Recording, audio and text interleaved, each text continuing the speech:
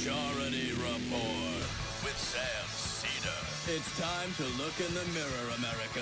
Do you like what you see? I keep referring to Obama as the magic Negro. Do you like what you see now? Well, suck on this. It's just a mirror, America. Shared sacrifice by everybody. What could it do to you except reflect your image? I did nothing wrong at the Minneapolis airport. The Majority Report. Far more credible to me than PBS and Frontline. The Majority Report with Sam Seder. Ever get the feeling you've been cheated?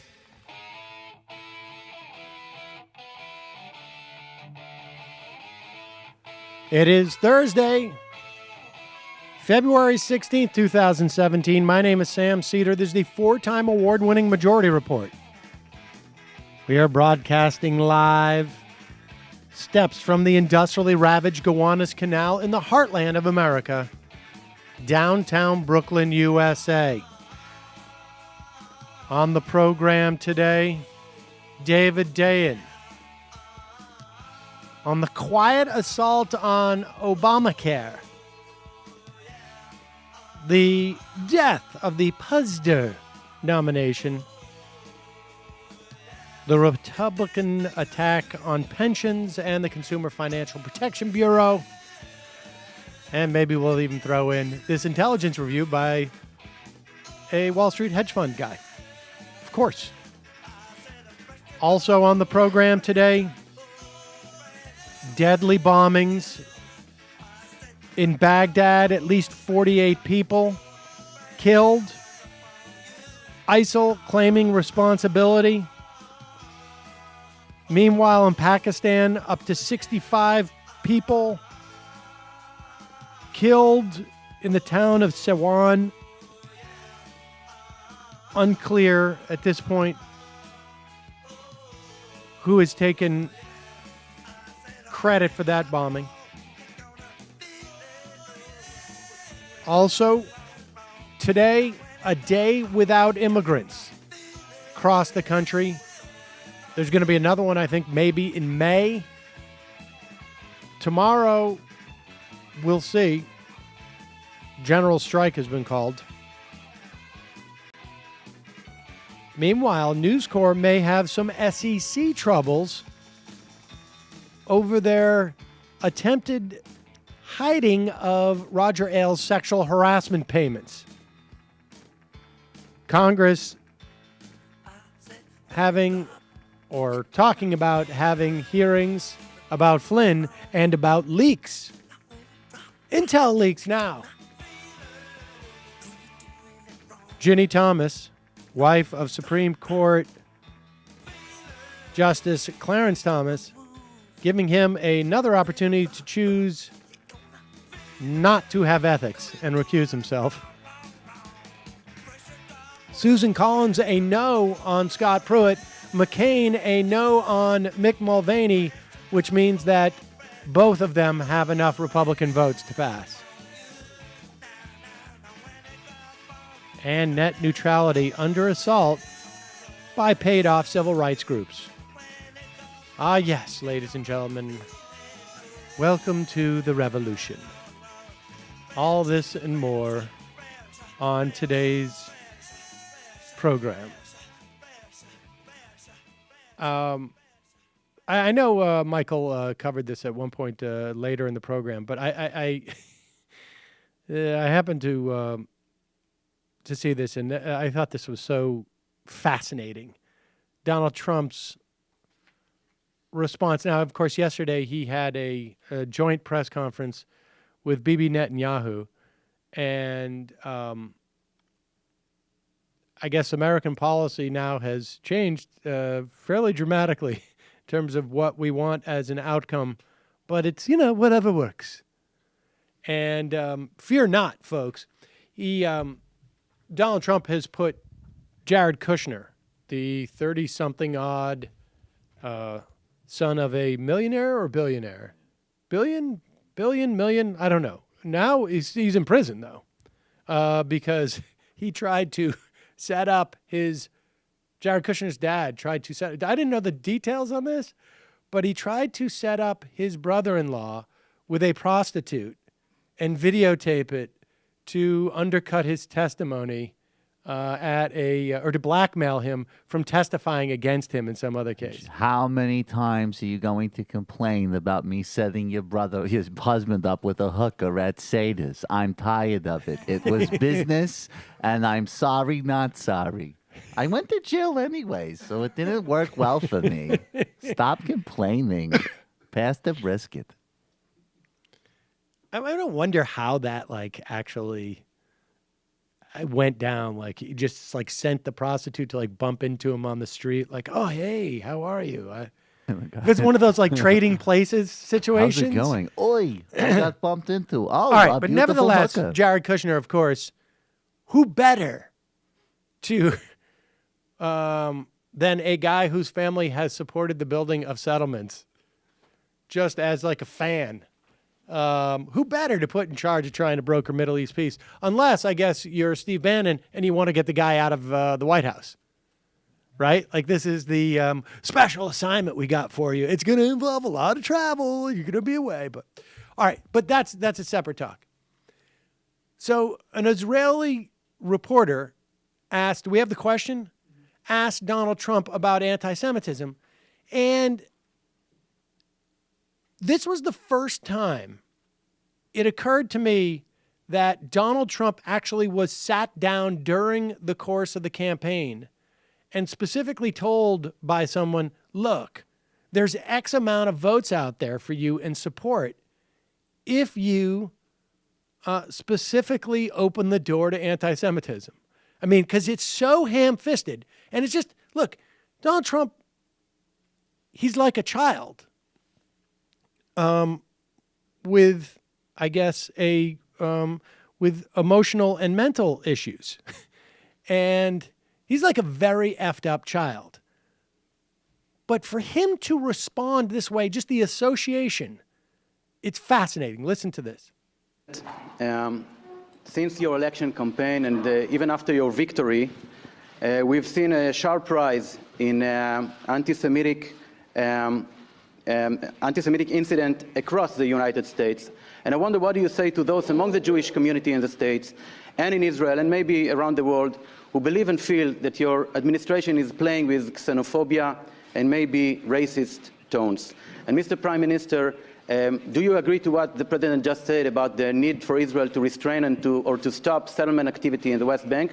And a quick follow-up on my friend's questions. Simple question. Do you back off from your vision to the end of the conflict of two-state solution as you lay out in Bar Ilan speech, or you still support it? Thank you. Well, I just want to say that we are, very honored by. Now, I just want to say that we are very honored by. Where's this going to go? What is the first thing that comes into his head when he's got to address the charge of anti-Semitism? Well, we're very honored to have Bibi Netanyahu here, and, we celebrate Jews. Who knows what platitude it could possibly be. Let's go. Well, I just want to say that we are, very honored by the victory that we had, 306 electoral college votes. We were not supposed to crack 220. You know that, right? There was no way to 221, but then they said there's no way to 270. And there's tremendous enthusiasm out there. I will say that we are going to have peace in this country. We are going to stop crime in this country. We are going to do everything within our power to stop long simmering racism and every other thing that's going on, because a lot of bad things have been taking place over a long period of time. Pause it. I think one of the he will not say the words anti-Semitism. He will not say the word Jewish. Continue. This is just bizarre. Taken place over a long period of time. I think one of the reasons I won the election is we have a very, very divided nation. Very divided. And hopefully I'll be able to do something about that. And it was something that was very important to me. As far as people, Jewish people, so many friends, you said Jewish people. a daughter who happens to be here right now, a son-in-law, and 3 beautiful grandchildren. I think that you're going to see a lot different United States of America over the next 3, 4, or 8 years. I think a lot of good things are totally happening. white one. And you're going to see a lot of love. You're going to see a lot of love. Okay? Thank you. I wonder if Jared Kushner just sits there and says, like, wow, this is weird. Dad won't say anything about Wait a second. What? anti-Semitism. Dad. Anti-Semitism, Jared Dad. Kushner had the biggest grin on his face ever. It's like he's some sort of weird robot. There is something just really, really odd about. Look, I mean, You don't say. well, it's really odd. It's almost, I mean, it's like literally like this type of thing. Like, we've got your entire family in the back room. If you say the words anti-Semitism, or if you say that any of your family are Jewish, if you combine those two things, we're going to shoot all of them. Good luck answering that question. Yeah, I mean, I don't there know. was like a palpable panic about trying to answer that question. It was really strange, I thought. I mean, really strange. Yeah, well, I wonder where he would have gotten coaching in that direction. It's like, is there really anybody on his team that might have overtly anti-Semitic tendencies? But, I mean, it's not just that there are, I mean, he still seems to feel like I cannot afford to have a quote, a poll quote. I found the whole thing just fascinating. Like, he doesn't say, like, that's ridiculous. Even Bibi. There's no anti-Semitism in my administration. My daughter is Jewish. My granddaughter is Jewish. I mean, this is this should be a kind of a No, but that's not what he even wants to Bibi's say, there though. like I know. even Bibi's That's there not like what they want to say being like, because they "What want to a send schmuck." the other message, and that's not the plan. The plan is to keep the anti-Semitism going I mean, without saying it. Yeah, really impressive. Wait, I mean, really impressive. Frankly, as long as you let us kill Palestinian, build settlement, you can play whatever game you want. Who is this Stephen Miller? He looked like a genetic accident. Oh, we'll have more on Miller in a bit. But, you know, folks, podcasts aren't the only thing you can get on demand. What? Is that right, Sam? Well, I mean, yes, you can order in food and I guess you can get television programs on demand. But if you're a small business owner in particular, like myself, and you are a little bit on the ball and you can actually ship the merchandise that you have out of your offices, maybe like you can now get postage on demand with Stamps.com. Anything you can do at the post office, except for go out, get rained on, get snowed on, have it be cold. I guess if you live somewhere else, maybe get sunburned. God, I would love to get sunburned walking out of the house right now. You can do right now from your own desk with Stamps.com. You can buy and print official U.S. postage for any letter or package using your own computer and printer. And unlike the post office, Stamps.com never closes.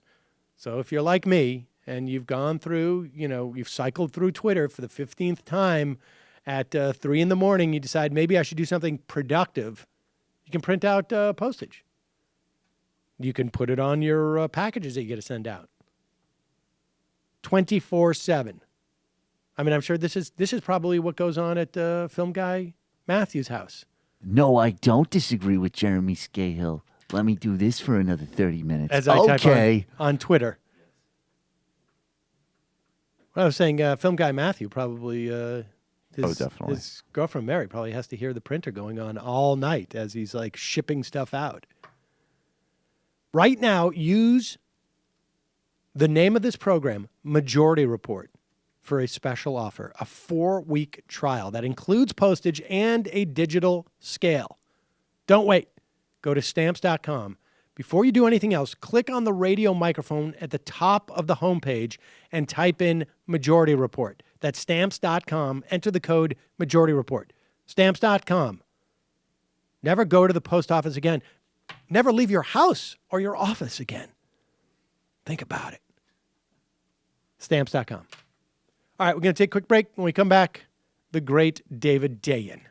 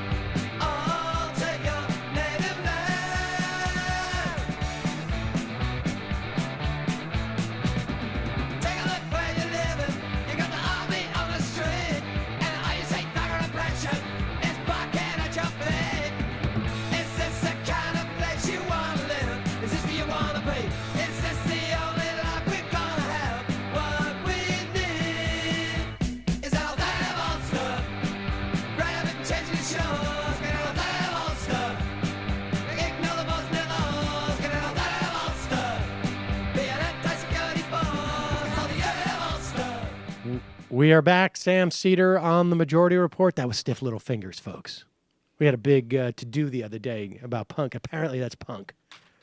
Back when I used to listen to that, it was just rock. But now everybody says that was punk. On the phone, the great David Dayen, ladies and gentlemen. Hello, David. You're not punk. No, I'm not punk. A little more you don't rock. know anything about punk, man. I don't know anything about punk. I mean, I used to listen to a lot to Stiff Little Fingers, but now I'm told that's punk. I always perceive punk as a little more thrashy than that, but you of course are punk, David Dayen. I am the punk rock of obscure health and human services regulation. Well, let's talk about that because we've got sort of two different dynamics that are going on right now. One is, of course, an administration that is embroiled in a what could be a far-ranging scandal. They're also shockingly incompetent and inept, but they don't have to be terribly competent to wreak havoc across our government because they have a Republican Congress. And obviously a Supreme Court too. But let's start with Obamacare because I've been saying for months that they're ultimately going to have to create a narrative that Obamacare is falling apart. So anything they do is not an option. It is something to save this thing, this edifice, which is falling apart. And they're doing a lot of quiet things to help that happen. Yeah, I think that's right. I think too many liberals, progressives are focused on the machinations in Congress.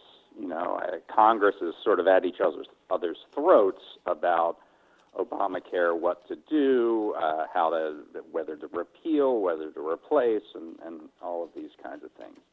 Behind the scenes, this really ramped up when Tom Price got formally placed as Health and Human Services Secretary. And just yesterday, HHS issued these proposed rules, and they're proposed, they're not final yet, but it's likely that they'll be finalized.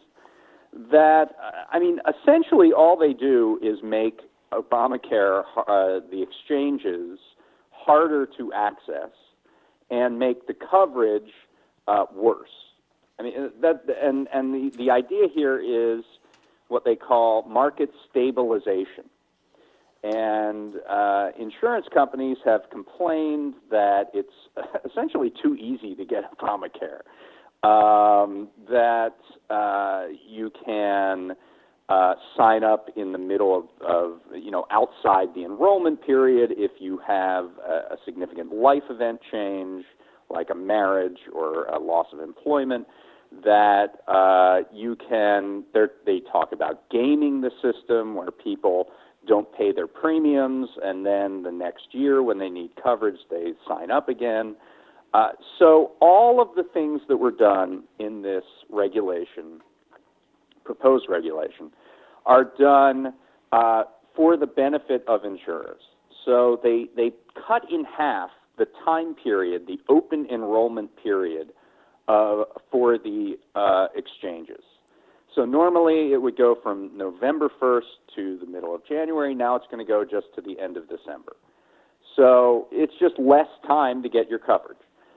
Number two, if you want to get coverage outside that enrollment period, you now have to fill out a bunch of forms. You have to pre-verify that you, in fact, are in this significant life event that you said you were. It's just an extra hurdle. Before, they would sort of assume you were on the up and up, and then they would verify it after the fact. Now you have to verify it before the fact. And obviously that time period of the verification process is time when you're not covered. So, and then the third thing is that insurance companies can use a premium that you to pay off a prior debt from an individual. Before they weren't actually allowed to do that. So wait, when you say that, so in other words, like, okay, I owe Blue Cross Blue Shield $2,000. Right. And if I go to pay, but I've signed up again for a different proposal with Blue Cross Blue Shield, I can pay my, I send in what I think is my premium for my new health insurance coverage. And now they can take it to pay off a prior debt. That's correct. I mean, in the past, they could still try to go after you for the debt, but they would have to sort of segregate the money and say that, okay, if you're paying for coverage, we're going to give you the coverage. But now they can take that money and move it to this other area. So all of these things, I said, as I said in my piece at The Nation, are sort of the equivalent of placing an insurance office on the 8th floor of a building with no elevator. It's just making it harder to get insurance. The other side of this is that there's something called an actuarial value, which one thing that Obamacare did is it put in standards so that when you get insurance coverage, it actually covers something. And in order to do this, they came up with this idea of an actuarial value, that the coverage itself has a worth based on what it would cover if you ever had to use the coverage. And it put in the law, there are hard numbers that says this has to have a 70% actuarial value or 60% actuarial value. There's an exception, what they call the de minimis exception, which there are minor variations. Let me just let's stop for a moment on this actuarial value. So in other words, if I'm a man in my 50s and I get health insurance and I don't smoke, but I happen to, I engage in, certain physical, I play rugby, let's say. There is a number that the insurance companies have where they anticipate how much I will take out of the system over the next 10 years. Let's say. And it's based on the coverage that they give you because, how much you would take out of the system or how much you would take out of the insurance system is based on what they offer. So they say, so if it's dental, we cover this knee injury to this percentage, and we cover this heart disease to this percentage. You're talking about what the coverage is, what it actually pays for, and that has to have a certain value attached to it. And what this regulation does is it lowers that value. It says you can come in a little bit lower than this number that Congress set out, and it'll be okay. So it's a subtle but legitimate degrading of the coverage of Obamacare. So not only is it harder to get, it's not as good. And the problem with that is, even if it makes the coverage a little bit cheaper, it's not as good, but it lowers the subsidies for people in the private exchanges. And so That's how they're selling it. If you want the same level of care, of quality, of your health insurance now, the subsidies available for that are less. Right. You would pay more if you wanted that better coverage. It would be another level up. You know, there's these metal levels like gold, bronze, and silver. It would be a level up to get the same equivalent coverage. If you know, but I mean, it's not necessarily that drastic. It's a small exception, it's like 2%, but it's a subtle weakening of the coverage, and that's really where they want to go. They want to make it so that the essential benefits are lower and that have a lower threshold, and that the insurers don't have to, offer as much with this coverage. And they're sort of doing it through the administrative arena to the level that they can. Obviously, to really attack this, they would have to do it through Congress. And they've also, my understanding is, there is the IRS has been instructed not essentially to pursue people in terms of the individual mandate. Yes, and this is, you have to sort of read through this because essentially nothing is changing.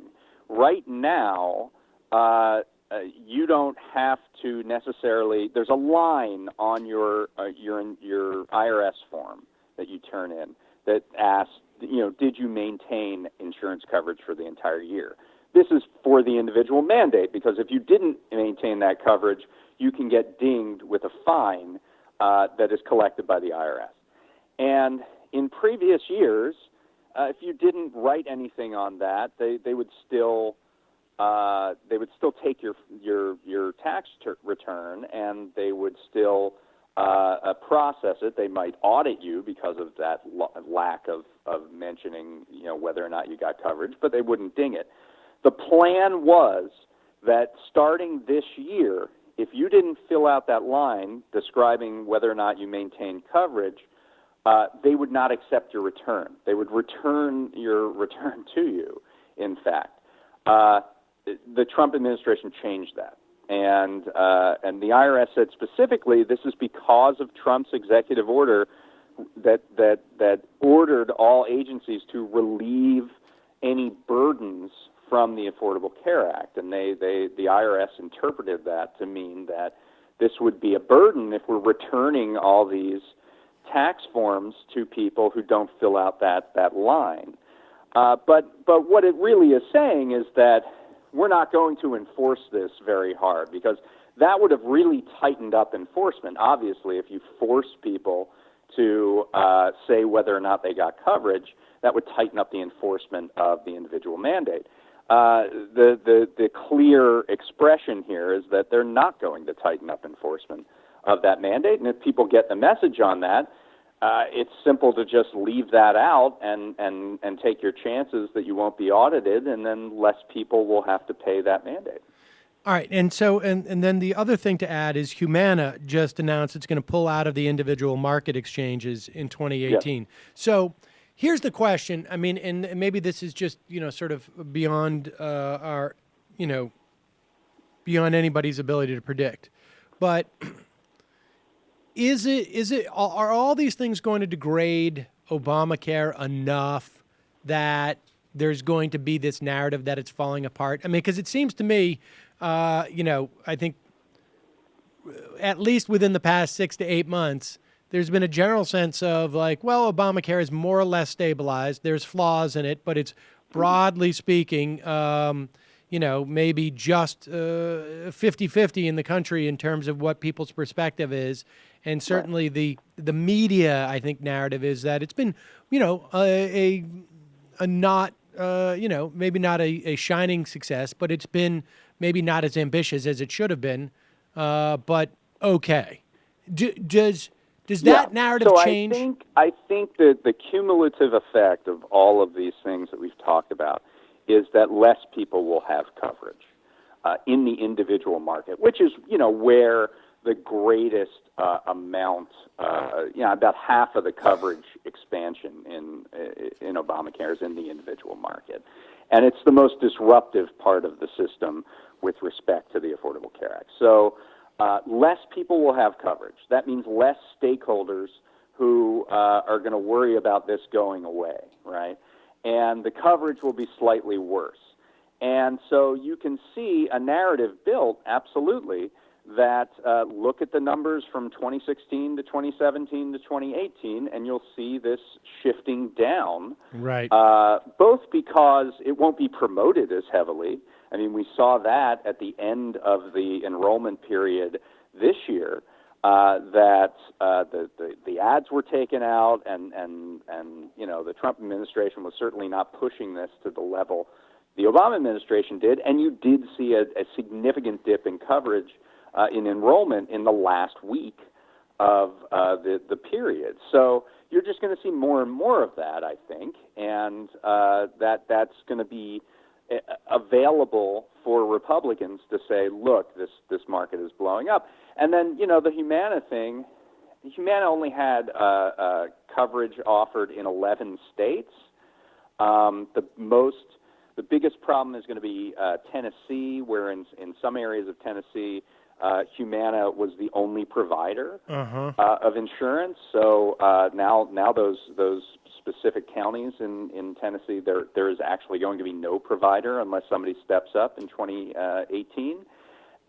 If that continues to happen, if you have, Aetna and Cigna and Anthem, if you have these other insurance companies drop out, then you do have a real problem. And of course, one of the reasons that these insurers are considering dropping out is because of the uncertainty, because they don't know if these exchanges are going to exist, right? Or whether Congress is going to pull the plug on them, or whether all of the rules behind them are going to change. So the very uncertainty of what's going to happen with Obamacare is creating the death spiral in some ways.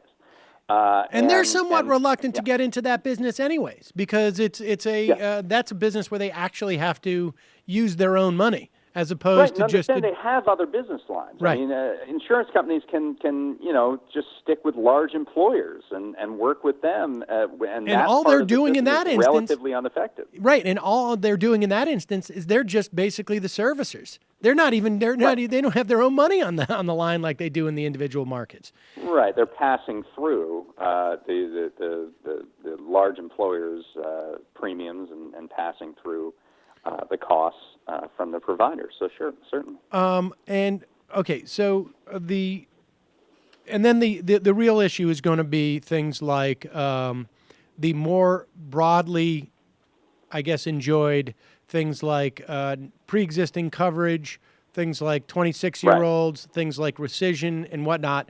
But again, these are all elements that if the Democrats and those people who want to fight the destruction of this, I mean, you're going to have governors who are going to be upset about the Medicaid thing.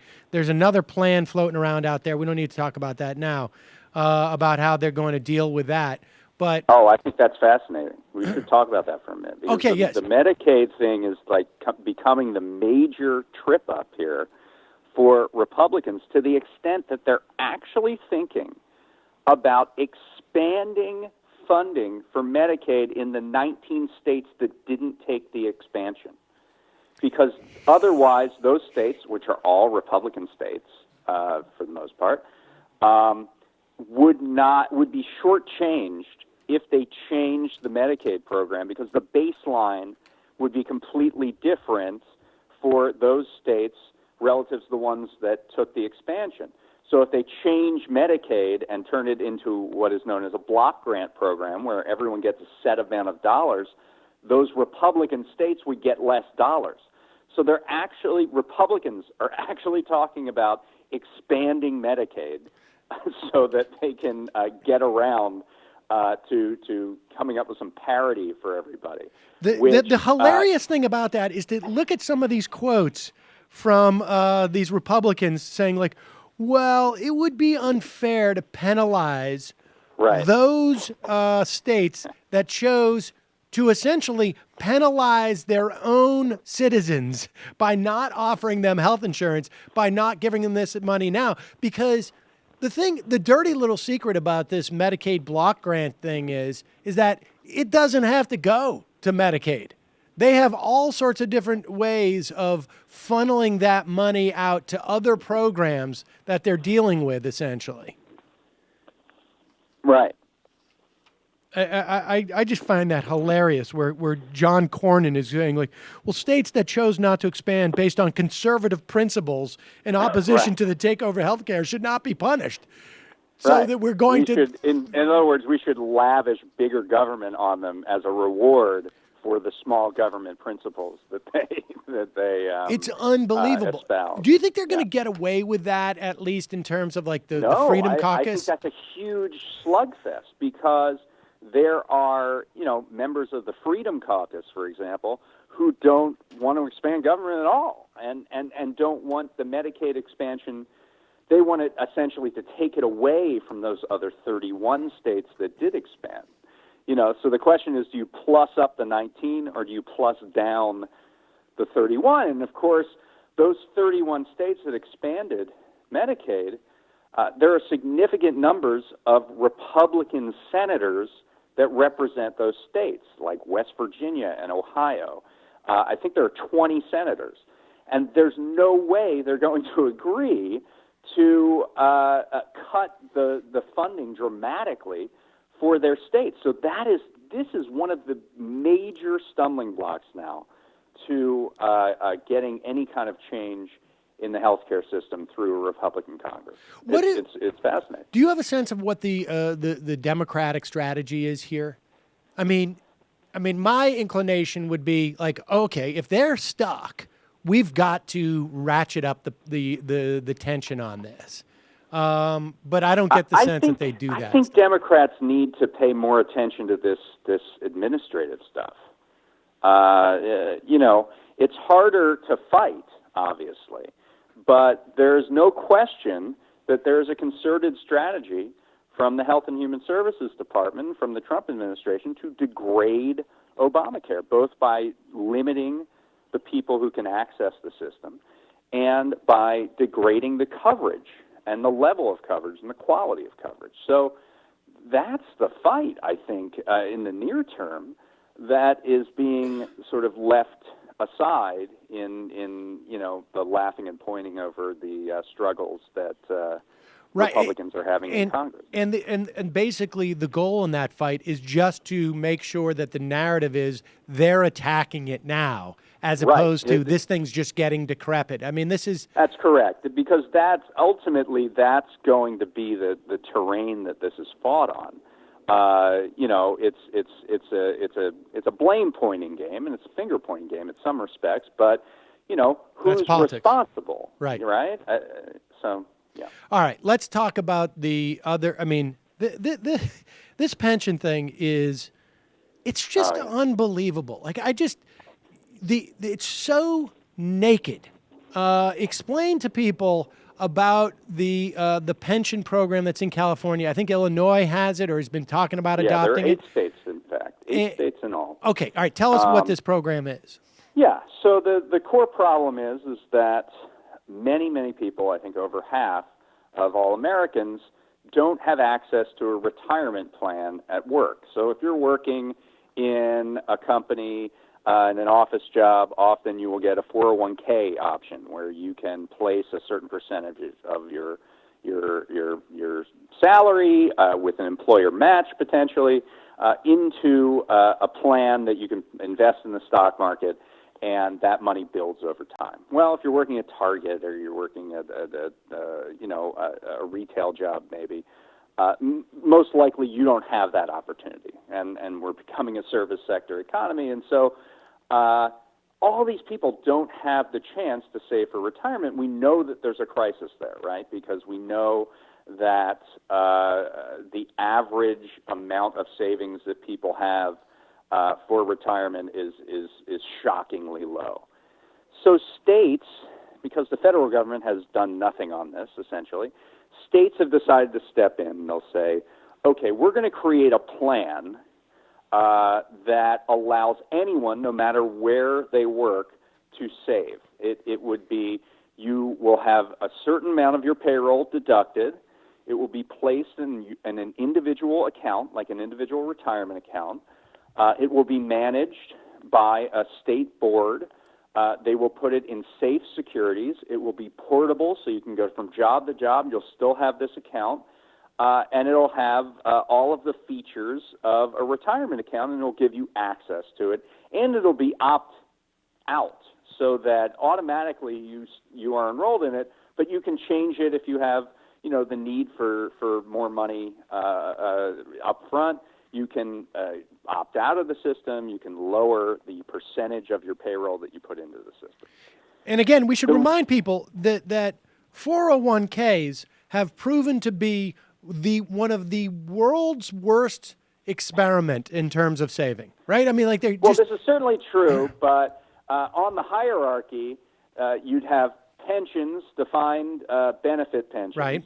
Then you'd have 401ks and defined contribution plans, and then you'd have nothing, right? like nothing is the worst option because you end up not saving at all. Right. And having no money. So this comes somewhere in the middle where at least you would have access to a savings plan that would be safe, portable, universal, auto-enrolled, and you can do it. It's like a public option. It's a public option, essentially. Kind of a public option. And we should also mention that it's the management fees, and this is the golden chalice. The management fees of this are extraordinarily low relative to, I think, your sort of more private plans. And the portability is actually the golden chalice, because normally if you change jobs and you have a 401k, you got to roll that over into an IRA. And usually you're working with some investment advisor to figure out how to roll that thing over into a personal account.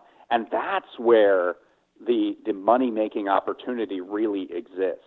Because then you get sold on how to roll this over. Well, you should put that in an annuity, or you should put that into this target fund, which has a large fee attached to it, or something like that. It's that changeover that really can be an opportunity for robbery here. So the one issue with these state plans, and by the way, the state's not on the hook for anything. They're just managing this plan with the low administrative fee. There's no threat that the state would go bankrupt with regards to this. It's an individual retirement account. Right. The one thing is that we have a law called ERISA, the Employee Retirement Income Security Act of 1974, and it preempts state laws on all these employee benefit plans. And even though this is a state-run plan and the employer has sort of nothing to do with it except that it deducts from the payroll as a service to just to facilitate the plan, it might be considered an ERISA plan, and at which the whole thing falls apart and gets subject to lawsuits. So the Obama administration last year put together a new rule that says if you want to do these kinds, if states want to do these kinds of savings plans, we're not going to stand in the way. We're going to clarify that these plans would be exempt from this federal preemption, and we're not going to get in the way. And we should note here, too, that dynamic of allowing the states to experiment is always what we hear from conservatives, right? That's as correct. The best model for federal government. Give the states the opportunity. Of democracy in the states can experiment. They can go ahead and do these things, and the federal government is not going to intervene in that glorious process. Well, Republicans want to intervene in that process because that regulation from the Department of Labor didn't get done until August of last year. It qualifies for being overturned under this thing called the Congressional Review Act. Yep. And I don't know if you've talked about that We on have. the show. We talked about it, I think, in June of last year when we were like, all the big stuff is being done before June of 2016 because in the very unlikely, totally can't possibly happen event that the Republicans win the presidency, they could overturn this. Right. So anything passed after June of last year is eligible for these resolutions of disapproval. And the important thing is that there's no filibuster available in the Senate for these things. So it just takes a majority vote in both houses of Congress, signed by the president, and the rule is not only rescinded, but could never be brought up again without Congress's consent. So it really just completely... It's like a weird double jeopardy type of thing or something. Yeah, like buries the ability to make these changes unless Congress affirmatively says, yes, you're allowed to. So three of these have already passed both houses of Congress. 8 others have been passed by the House and are awaiting action in the Senate. And one of them is this Ariza rule. So the House passed that yesterday, in fact. And if it passes, it would expose all of these state-run retirement plans to preemption, to lawsuits. It would really create so much uncertainty that these plans could not be done. And who stands to benefit from this? I mean, why would they do this, David? I can't possibly imagine. Why in the world would the Republicans? Right. The swamp has been drained. Stop a states' rights initiative. Well, it happens to be the investment advisory industry, which is very much against this idea of having competition for their services from a state-run plan. And so it's the investment and insurance industries that are against this, and Republicans are doing their bidding. I mean, it's really that naked, and we should say now too. Once you also cut off that new fiduciary responsibility rule. I mean, this is just going to be You look at those two in concert with one another, right? So, and on the one hand, all of a sudden, investment advisors don't have to act in the best interest of their clients, and we're going to take away the competition from state and municipal plans at the same time. So now, it's open season on retail investors. All right, look, we're not going to have time to talk about the assault on the Consumer Financial Protection Bureau. Today. I mean, I have a feeling this is going to go on for a couple days. But just briefly, Posner.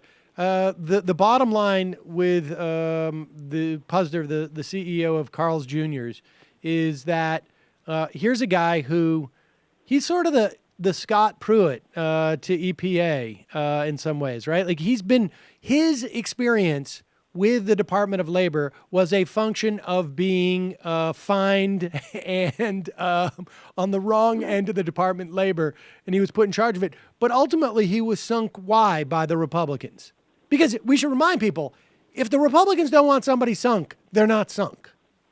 Right. I mean, that's clearly the case because it's the environment in the Senate now is you only need 50 votes.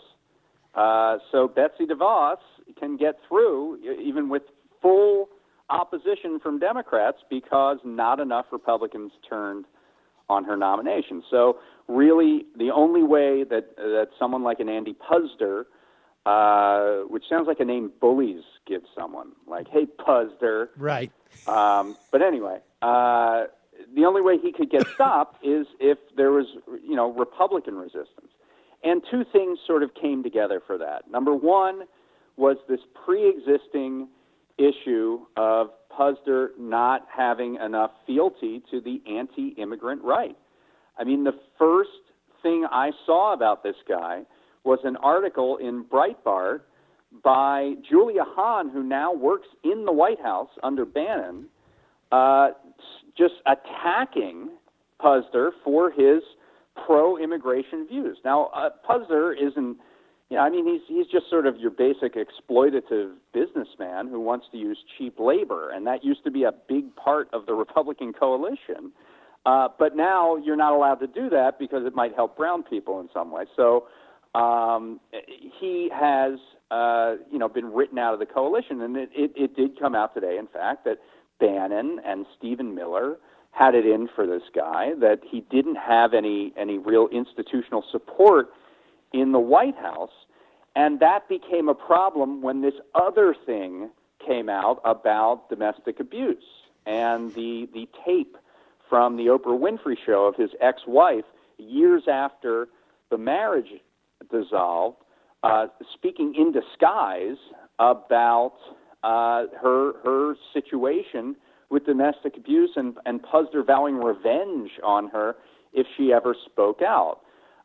Because that was bad enough in and of itself, but because Puzder didn't have any friends in the base and in the upper echelons of the White House because of his immigration stances, that was enough to take him out, whereas it might not have been if he was lined up with the base on that particular. Of course. I mean, he would be like, the fifth guy in the administration to have had a record of beating his wife. Right? I mean, let's be honest, folks. Like, that's not a disqualifier. The president himself is in. There's depositions out there about how he beat one of his wives. I mean, so it just so happens though that he was wrong on immigration.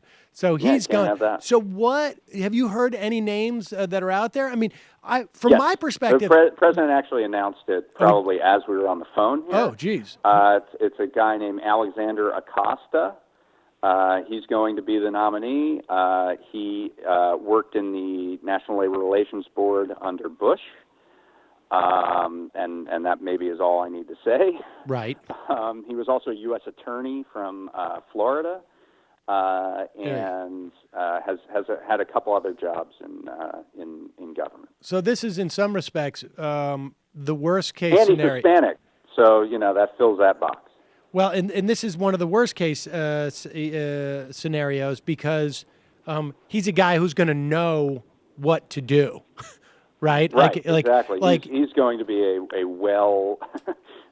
well-informed deviant in the system rather than just a random deviant in the system who doesn't know how to get anything done. Right. I mean, the best thing that you could say about Betsy DeVos or a Dr. Ben Carson is that at least you've got like 6 months before they even figure out how to turn on their computer at work. And then they'll start to wreak havoc on everything. But this guy's going to start the ground running with rolling back all sorts of National Labor Relations Board stuff, and yeah.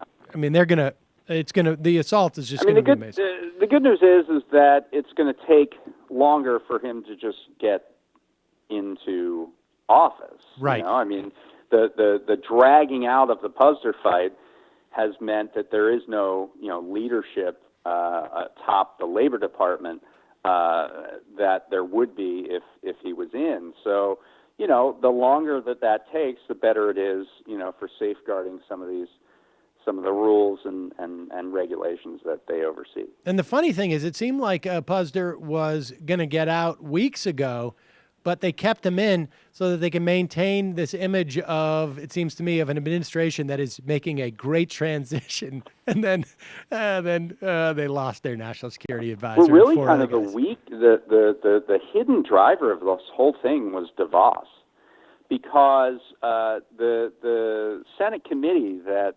oversaw the DeVos nomination let her go without finishing her financial disclosure forms and everything. So they let the hearing happen first. And that caused this huge outcry from Senate Democrats. And, of course, the hearing went really badly. So Lamar Alexander, the chair of that committee, the HELP committee, the Health, Education, Labor, and Pensions Committee, said, well, we're not going to do that with Puzder. He's going to have to fill out his forms. And that's why there were 4 delays in Puzder's nomination hearing, because he couldn't get the forms done. And all that time allowed all of this opposition research to come out on Posner, including the Oprah thing, which really sunk him. So DeVos was kind of a hidden driver in this whole thing. Because the Oprah thing just gave people an excuse, essentially. I think. I mean, it was essentially that something is going to come up on all these guys because they essentially weren't vetted prior to being nominated. And when something comes up, either you have institutional support or you don't. And the problem for Posner is he didn't. Right, okay. And so it's really the interplay between the Oprah thing and the long-standing lack of support because of the immigration issue. David Dayen, thank you so much for catching us up on this sort of less sexy, but in many respects far more important in terms of the lives of Americans. And now back to our regularly scheduled programming of the implosion of these lunatics at the White House. Just unbelievable. Thanks, man. David, let me ask you one quick last question. Okay. What should be? Is there anything that we talked about today, or that we didn't talk about today, that you have your eye on that you think is going to be really important in that same fashion? Okay, so the tax reform debate is really, really interesting. It's kind of one of the major issues, and it's a fight between very large corporate interests right now because there's this whole thing called the border adjustment tax. And the border adjustment tax, it's a little complicated to get into, but suffice to say that retailers hate it. Right. And that includes the Koch brothers, actually. They're very much against it. And yet Republicans are pushing it. And there are other facets of corporate America that like it. And so that fight between retail / Koch brothers and the rest of the business coalition is going to be a massive thing that people need to keep an eye on. And then the other thing are not just the retirement issue, but all of these Congressional Review Act regulations. Between now and May, Republicans are going to try to get as many of those done as possible. And every time the Senate resists by, lengthening a nomination or just gumming up the works in some form or fashion, it makes it harder for one of these to pass. It makes it harder because there's a 60-day deadline. So they only have until the end of May, really, to get these done. 60 legislative days. That's why it's till the end of May. So the resistance isn't just a symbolic sort of show of support or virtue signaling with the base. In the Senate, it has a real impact. You can save these regulations by forcing Mitch McConnell to choose what he wants to do rather than having carte blanche to do it all. Fantastic. Really interesting. Thank you, David Dayen. Really appreciate it, buddy. All right. Thanks a lot. That's a very important dynamic that to be aware of, that literally preventing Mitch McConnell from getting out of his car and getting into the Senate office building, or any other way, obviously, that the works are gummed up and chews into these legislative days. There is a clock ticking, and that's and he's talking specifically about that Congressional Review Act. They only have 60 days, legislative days, from which to review those executive orders, or we should say executive agency rules from June of 2016 to the end of the term. So, and then, you start to see Donald Trump is at a pace that is so far behind everywhere else, every prior president in terms of appointing people to the executive branch. So this is good. There's real value in this. All right, we're going to take a break, folks, and head into the fun half. Just a little bit of house cleaning here at the moment. Housekeeping, house cleaning, cleaning and keeping. Next week, we will be taking some time off. We will have all new shows for you next week. Interviews. Interesting stuff. It's going to be great. You're going to love it. I promise you. Fantastic. More and more people are noticing. More and our more people are vacation noticing. weeks. More and more people. And it's great. It's terrific. It's the best. But not only is it great, I would say it's also tremendous. There's going to be so much noticing. You're going to get sick of noticing. You might not want to be noticed anymore. We're going to have new shows every day. And I think we're also going to do a Two Dope Boys, but that'll be new to a lot of these people. It will be a new one? It'll be new for even Dope Boys listeners. That is tremendous. Synchronized. Oh, if I what had happened my to your board? I know if I had my board up. Bada bing. There you go. Great Big, job. big fucking day. Also, I'll remind you tomorrow about the live pod fest show that we're doing on April 8th. But people, you better go back to yesterday's announcement because it's about to sell. Not gonna. Oh my God! It's about to sell out. It's not a. It's all right. How I'm many announcing tickets it. were gone? How If many you tickets haven't were bought gone? a ticket yet, you're about to get schlonged. 1/4 of the tickets. Yeah, that's more true, than yes. a quarter. About a quarter were gone after one mention. It's in your best interest to do it as soon as possible. It's at the Bell House, the Bell House NYC. More and more people are hearing about it. I think is the URL and Doing a better and better job. NYC Podfest. Yeah. And we're going to be live, a live show Taibbi? with Matt Taibbi. Great all around. And Great all around. I don't know. That's I'm in not his you. Twitter I bio. don't can't get, just think Great of all It is around. a fact, and you will not deny it. And Janine Garofalo, original Also, great all around. great all around. In a smaller It is a in fact, smaller and you will not deny it. in a smaller person. You know what we should start doing is collecting some like video to show. Can we show video or play audio? Can we do that? Will we have the ability to do that? Okay. I don't know, like stuff. You want so much, and That would be easy for them to have you a. give so little. I'm just kidding. You mean were play very clips? generous, That's man. true. Yeah, Oh, we can that'd be try really it. easy. I to do. want We'll clips. see, yeah. Because I want to make And we're gonna- jokes and yeah, things okay. with a But- live audience. Let's go to the fun half. Buy the tickets. It will be really good. Okay, I will. Don't All right. don't buy the tickets, but don't have high expectations. It might be boring. It might be boring. It's not going to be boring. It'll be might short. Don't you know the Michael. expectations? It'll be game? What's short. The matter with It'll be you? short, Play the expectations. It'll be game. really short. It's going to be short. We may even do It's a gonna meetup Probably We may do a super meetup, low that's energy. true. Michael may do a meetup. I might do a separate I might do a meetup. meetup. I may We do may my do own separate. We might may all have do separate competing meetups. Oh my God. Michael's Right gonna- wing Mandela might have a meetup. Right-wing Welcome to Mandela- the fucking meetup, you cocks. Michael's That's going to how sell I his own think. swag. Agreed that I am, of right-wing Mandela Michael's isn't going to go invited. sell his own swag. Yes, I am. And as a matter of fact, Michael as Brooks, recent tweets have pointed out, polo shirts. this great idea. Someone tweeted that Matt needs a mute button for you when you disrupt one of my flows. Oh, really? Yes. Well, some very really? savvy Matt has- listeners. Yes. Oh my. I Someone like did. that. Someone tweet that. I mean, to you? technically, I have the Yeah, you faders should here, think so- about that. And then He has also the whole we've got, board. and then we've got the Technically, Matt also the should right not wing, be able to mute and then anyone also because the. he'd mute all of us. All right. Well, he fun does have a mute button for everybody. He runs the board. Okay, well, Matt, use it a little bit more thoughtfully and expansively.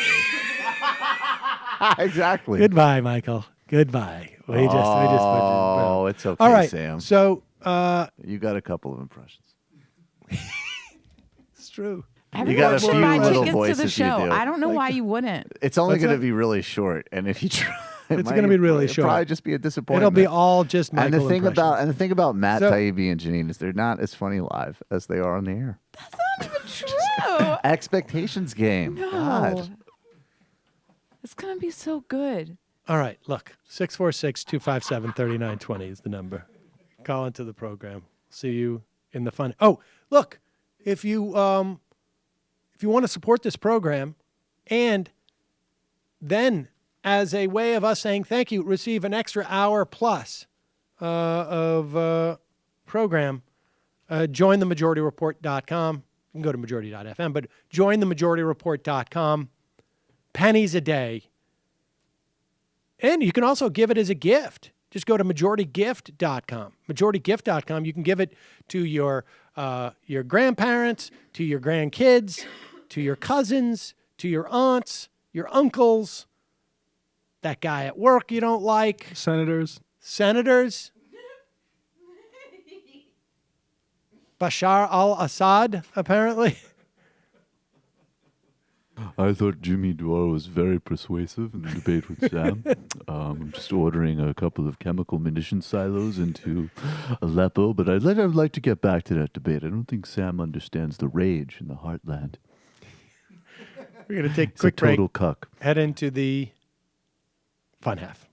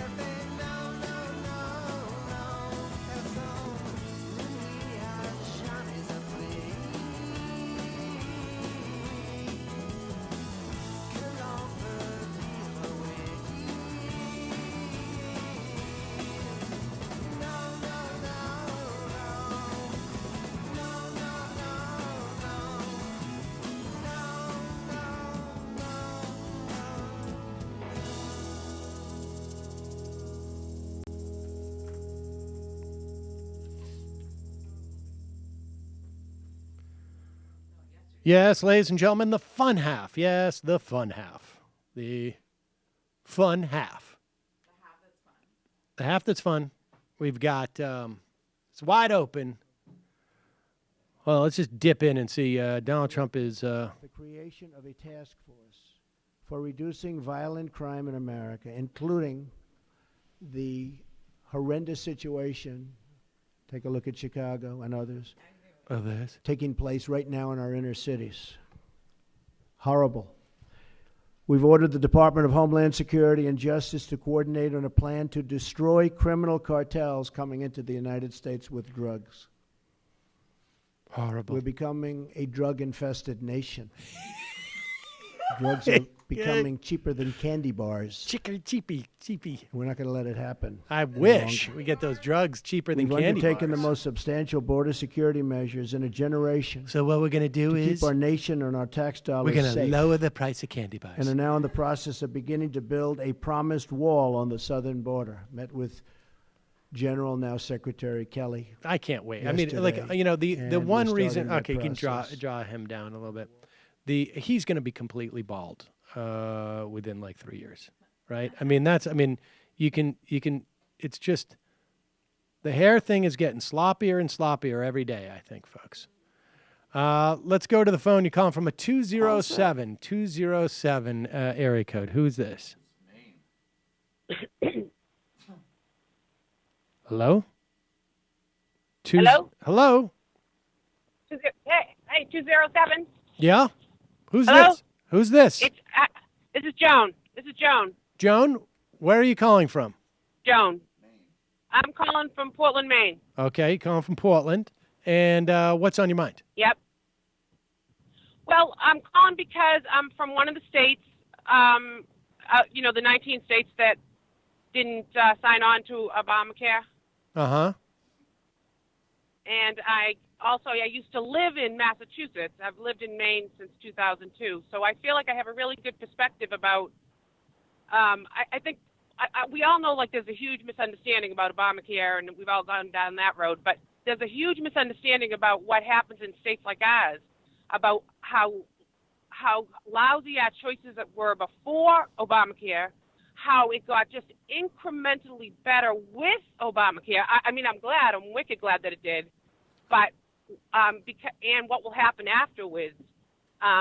What I think will happen, what I know what will happen with me and my husband is we won't go back to having insurance at all. I'm 55. My husband and I are both 55. But when you live in a state like Maine, before Obamacare, the only choices you have are if you work for somebody, you had Anthem, or you had no insurance, or you were on Maine Care, which is Maine's Medicaid program, or you had catastrophic, which is what me and my husband and our kids had. And what you learn when you have catastrophic insurance is that it doesn't cover anything, and it costs you a ton of money. So people in our state, they signed on to Obamacare because for the first time, just regular folks were able to have insurance that covered shit, that just covered, excuse my language, covered stuff, like covered just regular stuff, because catastrophic insurance, I don't know if you know what that is. It Yes. virtually covers nothing. It covers if you go into the hospital, but not even that, because my husband and I both had cancer scares, and it didn't cover at all. So my point is that because we got into so much debt, even having catastrophic insurance, what we will do after, if it goes away or it gets worse or it gets more expensive, is we will just do what we've done since we've had insurance, is we'll just pay the hospital off $25 a month. Because people in a state like us, like our insurance right now, our Obamacare right now is $750 a month, which for 1 year we had insurance for $400. That's as good as it got in this state because LePage never signed on to it. There are so many people in this state who pay that mandate but don't have insurance because they truly cannot afford it in a state like this. Are you and I don't know if people, like I wouldn't have known that in Massachusetts. When I lived in Massachusetts, we paid a lot of money for insurance, but it covered things. Like we had Tufts, so we had, I can't think of the other one that guy Brown used to run. I can't remember them all. I can't remember the names because I've lived in Maine for so long. But in Maine, you don't have those choices. You have Maine Care if you're poor. You have Anthem if you work for somebody, and you have nothing. So you weren't the only reason that you weren't in Massachusetts when Romney Care started, right? You're just saying that the options in Massachusetts were greater because, I mean, probably the density of people on some level and the amount of care that was available. I mean, in terms of of hospitals. What, Kelly? Just a quick question. That, but also, okay. A quick question. But also because, okay, you go ahead. Is it $750 a month for an individual or for a family of four? that you're talking about? And actually, my husband, who's not right here, would probably say it's more than $750 because there's so many added things. But it's for me and my husband and our 25-year-old son who's in college. Oh, I see. Okay. I was just curious my other point, compared to New York. Yeah, but that's like that's a deal for us. That's like a deal. Even though, like I said, my husband would probably say, "Hey, Joan, there's a couple of more things involved." But the thing is, in Massachusetts, you make so much. Sam, I think you said you are from Massachusetts. Yeah. I grew up in Stoughton, and you make so much more money down in Massachusetts. Right. So you can afford more things. Like on the last day I worked in Massachusetts as a nurse, as an RN, I made $44 an hour. And when I moved to Maine in a small hospital, I was offered $19. Now that was 2002. Right. Our salaries have gone up since then. But Maine is a poor state. And then when you have a governor that didn't sign on to it, like I had a friend of mine who we just started getting political, and she truly didn't understand why she was getting that mandate, that fine that you get because you didn't. Right. She goes, my husband, her and her husband have 3 kids. They truly cannot afford insurance, and they can't understand why they're getting dinged for it because in Maine, everywhere, but in Maine especially, people don't understand what Obamacare is for, and everybody hates it because our governor hates it too. But my point is that what's going to happen, what I predict is going to happen in this state, in the state of Maine, which is a poor-ass state, is that it's the oldest state in the union, too. We have the oldest population, so people are going to be on Medicare. But people are going to either go back to not having insurance at all, just say, screw it. If it doesn't cover anything, it's way too expensive, I'll just go back to the way it was. Or like me and my husband, what we're going to do, we've already decided. We're either going to, if we have a small illness, we're going to just pay the hospital off, or if it's a big illness, we're going to fly to either Cuba or Europe. Right. Best laid plans. I don't know that will happen, and who knows? But like I said, my husband had cancer the year before Obamacare was enacted, and we had $10,000 worth of insurance, health insurance, covered nothing, and we just paid off our bill this year. And were it not for Obamacare, after that fact, you wouldn't be able to get insurance. Right. And because he has a pre-existing condition now. Because he has a pre-existing condition, exactly. So and I'm an RN. I was the nurse manager of Maine's Medicaid program for the first 2 years that I lived here. So I know a lot about the state, and we're not stupid people, but I won't go back, and we're not going to go back to having paying insurance that covers nothing. Do you think, do most people see this is the problem with insurance, is that in terms of like the political difficulty, most people did not realize back when they had that insurance that it wouldn't cover anything. Until you get sick, you don't find out that it doesn't cover anything. Well, you know why? Because they do. And again, here's a person who's educated. They don't. There's so many things they pull on you. Like what they told us when we signed up for this insurance, the last round of insurance we bought before the ACA was that if you go into the hospital, you will get a check for $10,000 right away if you're an inpatient. Well, my husband had thyroid cancer, and it was scheduled as outpatient, but at the last minute they decided to have him stay overnight. Well, guess what? That's observation. So he wasn't an inpatient, so we got a huge bill for him technically being an inpatient, but because he was tagged observation only, the insurance company said, oh, no, he wasn't really an inpatient.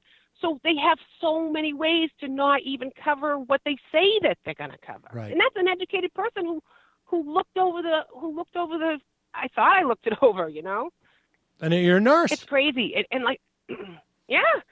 And I even tried to, when my husband had that surgery and he said, we want to keep him overnight. I said, listen, I'll stay in a hotel real close by in Portland. I happen to be a post-op nurse. I said, I won't take any chances. I'll come right back to the hospital because I don't really live in Portland. I live way up in Podunk, but I'm not going to say where I live because I own the only store in town as well. Okay. So people would probably know me by my accent, my Boston accent right now. But I live in conservative land, and I understand. You can probably tell I'm not a conservative at all. But you can't even negotiate anymore. They have you any way you can, and we just decided we'll just find another way to get sick. Well, 'Cause we're 55, we have too many years to wait. to Medicare, yeah. Well, hang in there. Yeah. Good luck. Hopefully, the Republicans All won't right. be able to get it together. Thanks. Hang in there. Thanks. Bye. Stoughton. I had a buddy from law Wicked. school from Stoughton. What's he doing now? He's still talking. Should get the votes from the Democrats. You may not see that, but he'll get there one way or the other. But he should get there the old-fashioned way. And he should get those Electoral votes. college. Talking about Gorsuch. This last month has represented an unprecedented degree of action on behalf of the great citizens of our country. Again, I say it, there has never been a presidency that's done so much in such a short period of time. It's true in some And we ways. haven't even started the big work yet. That starts early next week. We've already had the biggest, one of the very big biggest things are gonna be scandals announced in the next history of the presidency. So we're just getting started. We will plausible be charges giving a of speech, as I treason. said, in Melbourne, Florida, So they at happened 5 p.m. I hope to see you there. And with that, I just say, God bless America, and let's take some questions. Let's see who Mara, they're gonna Mara, please. go ahead. Listen. You were cut off pretty violently at our last news conference. Yeah, suck it. Mike Flynn is a fine person, and I asked for his resignation. He respectfully gave it. This is like the a fourth man different who, story. there was a certain amount of information given to Vice President Pence, who's with us today. What? And I was not happy with the way that information was given. That got fucked. He didn't have to do that because what he did wasn't wrong. What he did in terms of the information he saw, what was wrong was the way that other people, including yourselves in this room, were given that information. It's always because that was classified it's information that was always given the illegally. That's cover-up. the real problem. This is unbelievable. And you can talk all you want about Russia, which was all a fake news, fabricated deal to try and make up for the loss of the Democrats, and the press plays right into it. Watch Steve Kelly. In fact, I saw a couple of the people that were supposedly involved with all of this. They know nothing about it. They weren't in Russia. They it's never fake made a phone call news, to Russia. They but never it was received a phone also call. leaked. It's all fake news. It's leaked fake Leaked news. fake news. Think about it. The nice thing is, I see it starting to turn. It's kind of where ebbing. people are now looking at the illegal. All right, I think it's very Well, important. why would it be The illegal? If it's fake news, they're not. It's not a real Voting. leak. He's talking about legal voting now. Giving out classified. Oh, I thought he was information. going to pivot. It was, and let me just tell you. How could it be was classified given out information like if it's fake news? So It's much. I'll give you an classified example. fake. Classified I called fake news. You don't as you understand know, how the CIA Mexico. works. Mexico. It was a very confidential classified call, but I called Mexico. Very. And in calling Mexico, I Versus figured, moderately I spoke to the classified. president of Mexico, had a good call. All of a sudden, it's out for the world to see. It's supposed to be secret. Didn't sound like a good It's call. supposed to be either confidential or classified in that case. Whatever, Same thing with whatever the Australia. thing is, confidential. All It of a was sudden, supposed to be Finding confidential. out exactly what took place. The same Supposed thing to be. happened. I was with talking respect with to General Flynn. Premier General Shea. Service. I'm saying the first thing I thought of when I heard about it is, how does the press get this information that's classified? How do they do it? You know why? Because it's an illegal process, and the Legal press should be process. ashamed of themselves. But more importantly, Not the the press? people that gave Press out should the think about information it. to the press But also should be ashamed the of other themselves. people. Remember, this is a guy Really who was ashamed. Yes, go very ahead. excited about the WikiLeaks. I leaks, right? love Because when I WikiLeaks. looked at the There we go. information, I said, I don't think he did anything wrong. If anything, he did something right. He was coming into office. He looked at the information. He said, I that's fine. asked him for the That's what they're resignation because he supposed did to do. They're something supposed so to be- right. He didn't just call It was Russia. too He right. called You ever hear and, the phrase, and spoke to both so ways. right, it's wrong. I think there were Or, 30-some-odd countries. If I'm wrong, I He's don't doing want his to be job. You know, right. he was just doing his job. He was doing his job. The thing is, So I he fired didn't him. tell our vice president properly, and then he said he Properly. didn't remember. That was a real So either sassy way, it Trump wasn't right there. very satisfactory. to Totally me. properly. Yeah. And I have somebody that I think will be outstanding for the position.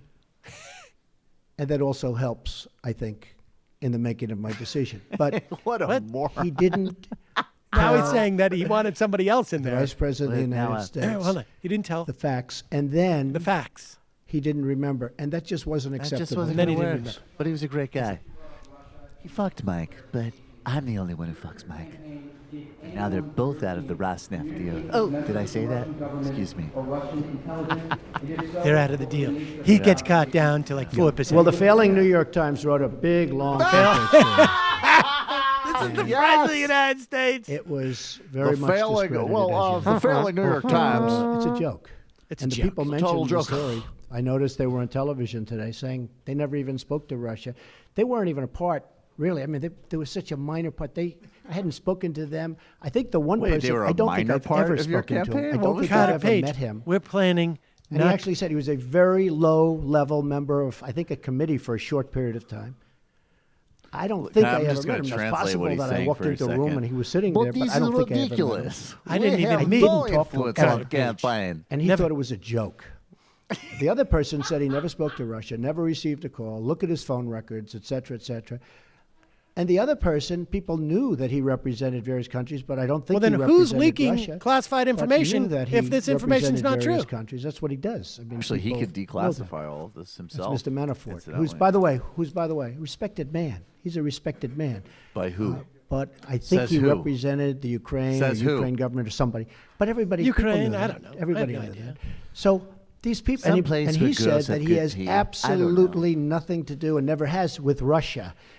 And he said that very forcefully. I saw his statement. He said it very forcefully. said it Most like of that, the too. He papers said don't print it Russia. because that's not good for their stories. He actually said. So the three people don't that they wear talked about badges on their all coat totally that say deny they're part it. of intelligence. And I can tell you, speaking for myself, Three people deny it. I so it own must- nothing in Russia. I have no loans in Russia. I don't have any deals in Russia. President Putin called me up very nicely to congratulate me on the win of the election. He then called me up extremely nicely to congratulate me on the inauguration, which was terrific. But so did many other leaders, almost all other leaders from almost all other countries. So that's the extent.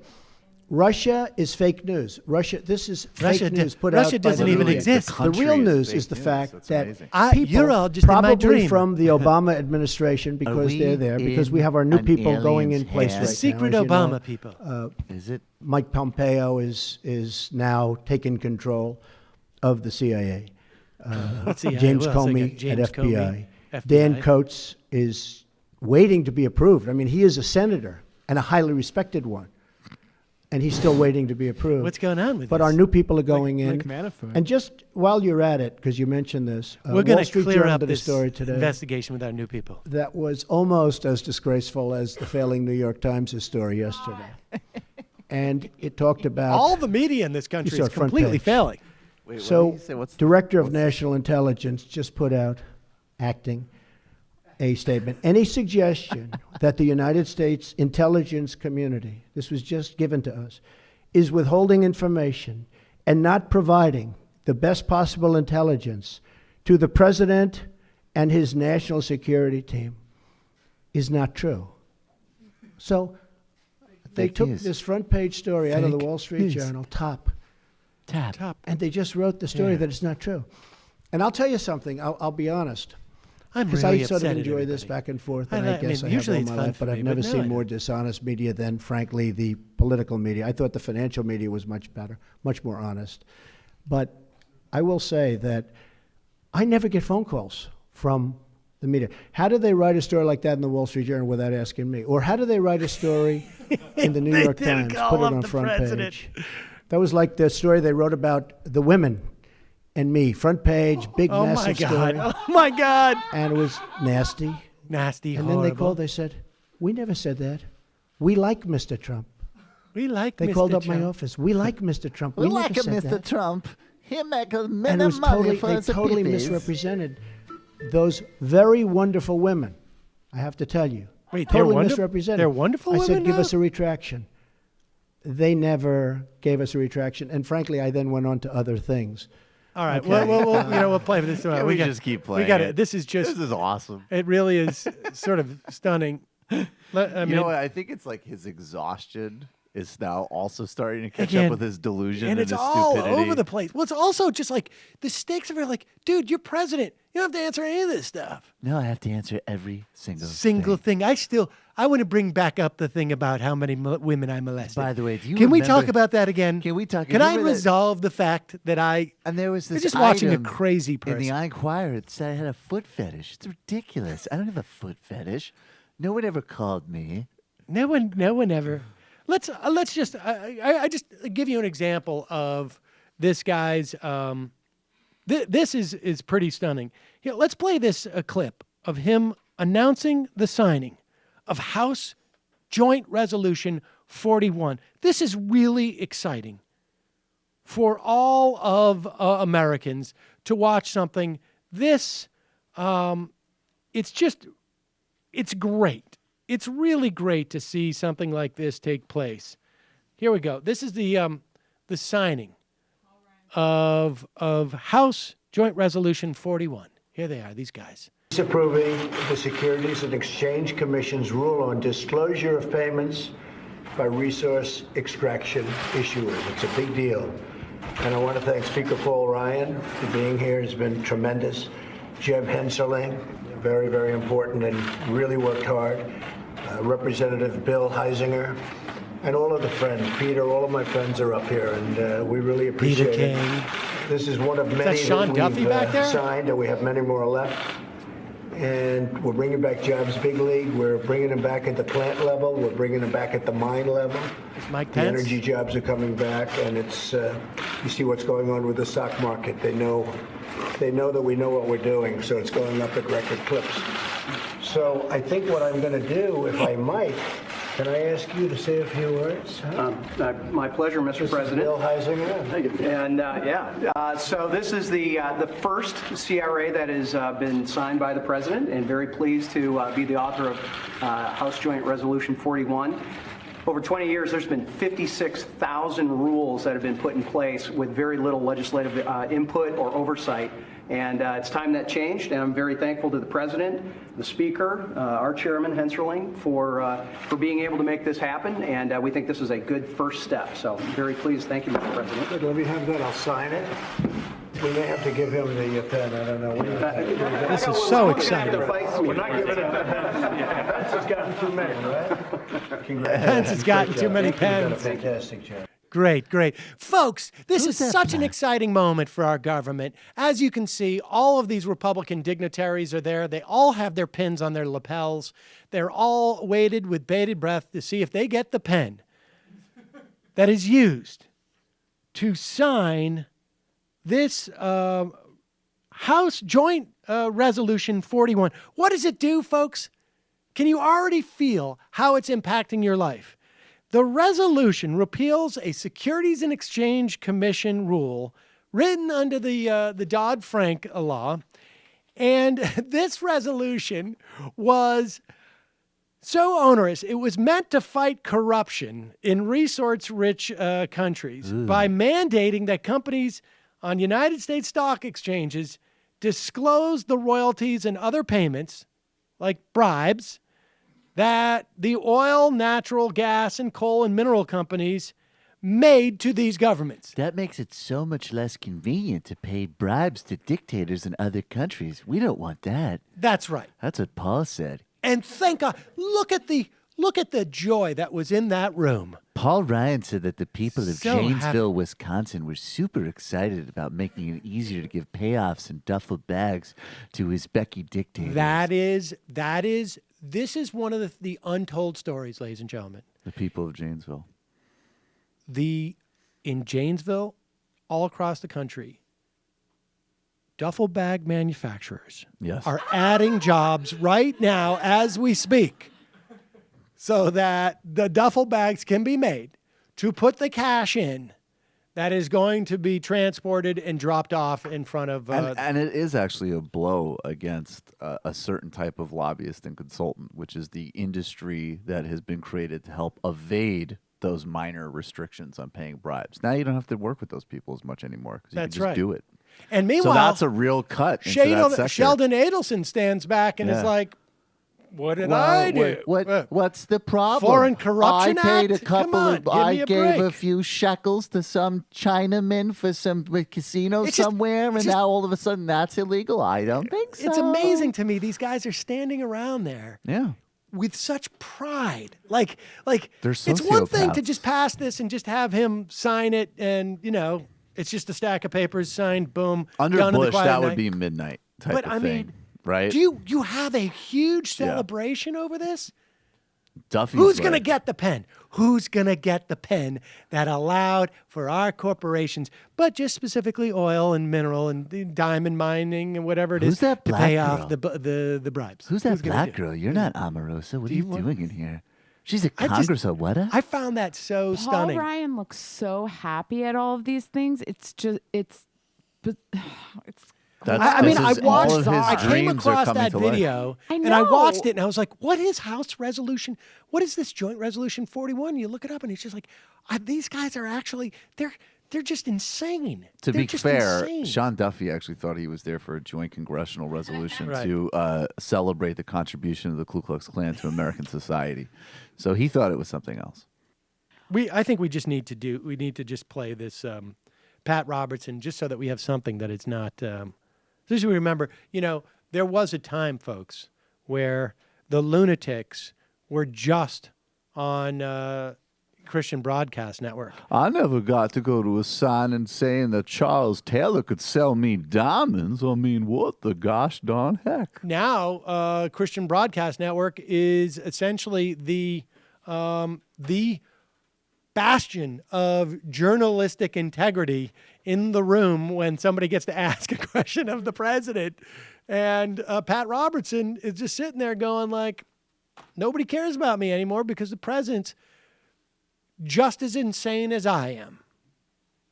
The press is against him. So, you read the Bible, and there was a point in there where God told Jeremiah, he said, tell them to take the yoke of Nebuchadnezzar, and they didn't want to do it.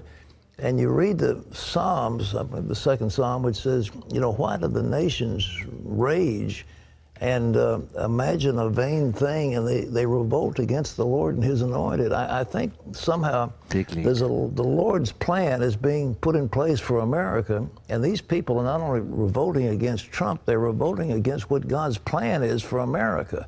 These other people have been trying to destroy America. Pause it for 1 second. Understand what he's saying. That God has chosen Donald Trump to bring the word of God to all of us. Continue. Yeah. The people have been trying to destroy America. These left-wingers and so-called progressives are trying to destroy the country that we love and take away the freedoms they love. They want collectivism. They want socialism. And what we're looking at is free markets and a freedom from this terrible overarching bureaucracy. And they want to fight as much as they can. But I think the good news is the Bible says, he that sits in the heavens will laugh them to scorn. And I think that Trump's got something on his side that is a lot more powerful than the media. There you have it. Literally God's gift to America. And the other good thing is that now I can't tell you how much easier it is for me to give blood money for diamonds.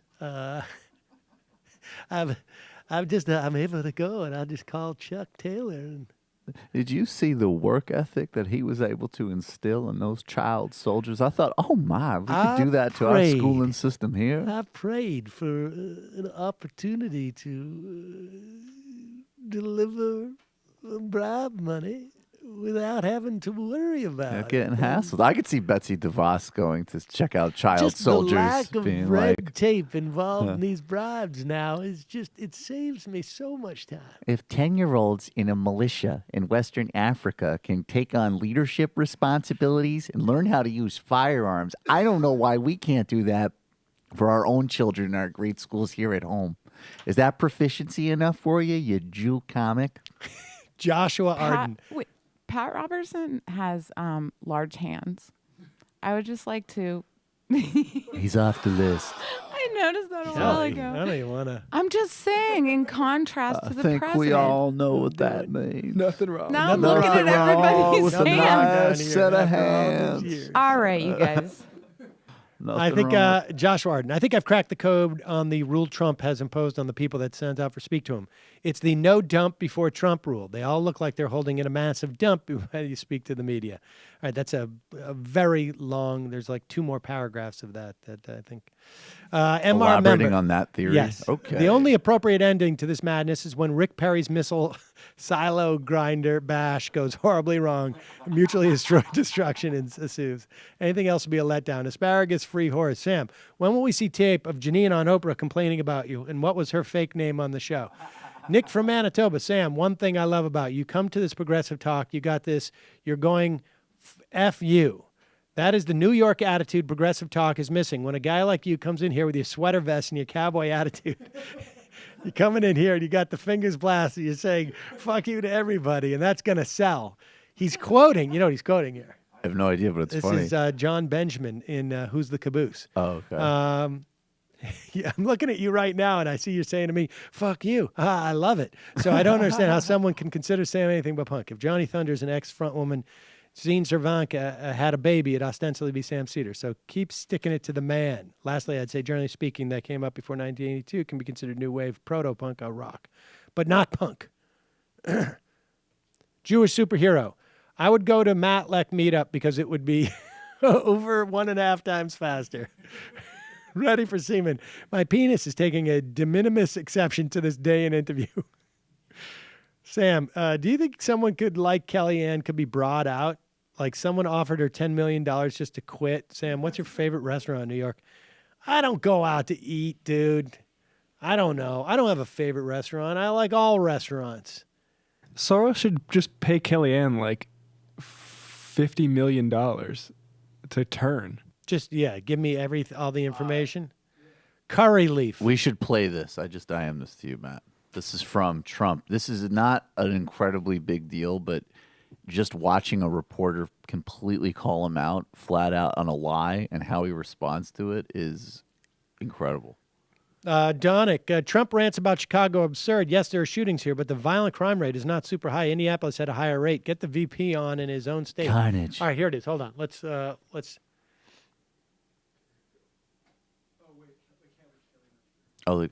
We'll hold on to it. Okay. Jez Gargelet. What's so interesting about watching the ongoing drama with Trump is observing the coordinating tactics being deployed by powerful elements and what many call the deep state with elements of the corporate media led by CNN. Interesting because it's no more than a harbinger for the reaction from the elite if any authentic radical set of candidates were to win through the electoral process. Remember who Deep Throat was and who was feeding information to reporters from the Washington Post. So is democratic transition really possible? Is the capitalist state in the U.S. just too powerful? I mean, okay, if there's two different ways to look at what's going on with the way the CIA, the FBI, the half dozen other intel organizations that are leaking stuff. And make no doubt about it. Like there's something I do think it is frightening to watch this. But there's two different perspectives that one can take on this. And like I say, both are frightening from the perspective of we don't want our intel agencies to be freelancing, working against theoretically elected officials, right? So both are disturbing, but there's two different perspectives on it. One perspective is they are attempting to essentially orchestrate a coup against an administration they don't like. All right? I mean, that's painting with a broad brush, but that's just what it is. The other is they are trying to compel, in this case, Republicans, to call for independent, some type of independent entity to provide protection for an ongoing investigation that they are afraid is going to get shut down. Again, in both instances, there's disturbing aspects of this. On one level, though, I mean, this is what leaks are for, right? When we're happy about leaks, from my ideology, it is so that when the process has broken down in our government, we have some ability to hold them to account. Glenn right? Greenwald wrote a really good piece on this yesterday. We should be happy about Flynn being leaked on, just as we should appreciate Drake, Manning, Snowden. Definitely, exactly. Right. Same reason why we had Thomas Drake on this program. Right. And so should we be concerned with this type of leaking if we were to have, let's say, a Bernie Sanders or someone like that? Yeah, of course. My guess is that to the extent that they are doing something where they're attacking an administration just because they don't like them, the reasons why they don't like them, I think, have more to do with foreign policy, frankly, than domestic policy. Yeah, this is not like But we're I'm speculating. undermining it because he is trying to push through a progressive tax proposal. The real or we're not undermining it. I think the deep state is far more agnostic about domestic exactly. politics. That's what I was going to say. The real test would be and there's even no indication really with Bernie. I think his foreign policy would be a bit better, but no one has campaigned in decades with any serious chance of like, I am going to completely revamp how we conduct ourselves in the world, and downscale it. No. I mean in a more humanitarian left direction. Right. So that would be the test. This is different. This is not just a revamp. This is also I might literally be compromised specifically by a foreign power, which is a whole other question. It'd be funny with Bernie though if he's just like he comes out, he's like, yes, I work with the Castro brothers. They're setting the agenda, and I can't have any more time to waste about this. We got to deliver home heating oil to people. But yes, Cuba's running the government. Next question. What's up? I don't know if this is crazy or not, but isn't it Crazy. Isn't it possible that they aren't the ones leaking it, that it's Bannon or his plan to undermine the deep state? No. I think there's too many different leaks coming from too many different places for it to be Bannon. I mean, you'd have to have all these reporters just conspiring. Bannon, but I'm saying that idea of things. About Flynn? Maybe Flynn specifically, but I don't know overall. No. Look, anything's possible, but but at the very least, we know there's at least 9 sources for some of this stuff. At least. And it could be, and that's assuming it's not worried different. about that. That's the only reason why. It's always Bannon. no We can doubt. tell because he's drunk. When you're talking about leaks, look, there's two different types of leaks that are going on here, broadly speaking. One is there are leaks coming from the FBI, the CIA, the intel organizations that are talking about phone calls that have been intercepted, et cetera, et cetera. Then there's leaks like the White House is in disarray, these phone calls. And I think those are two I think those are all separate, of them. They're all leaking against each other. I think they're separate sort of narratives that are going on. Yes. One is like the infighting in the White House, and the other is, it's quite possible Bannon is like, I'm going to leak this shit about Mexico because the more paranoid Trump becomes, the better. I did think that one with But this Mexico. this other stuff that's coming about Flynn, I don't think it has much to do with Bannon. Hey, this is Stu Gannon. Hold on one second. Fucking Jew out of my office! Anyways, I've got some anonymous leaks from the White House I'd like to give you. All right, hold on. This is we got to look at that this question. Okay. This is let's play incredible. So this is from Today, just now. Today's press conference. Go ahead.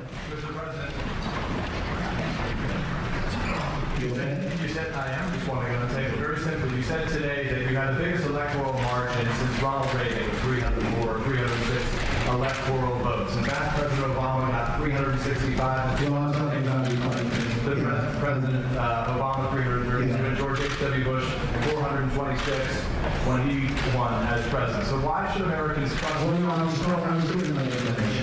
was just giving you a very, very good margin. I guess my question is, why should Americans trust you when you accuse the information they receive of being fake when you're providing information? Well, I don't know. I was giving that information.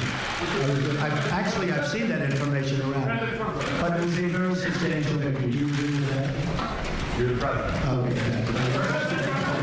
Wow. Is that incredible? That's amazing.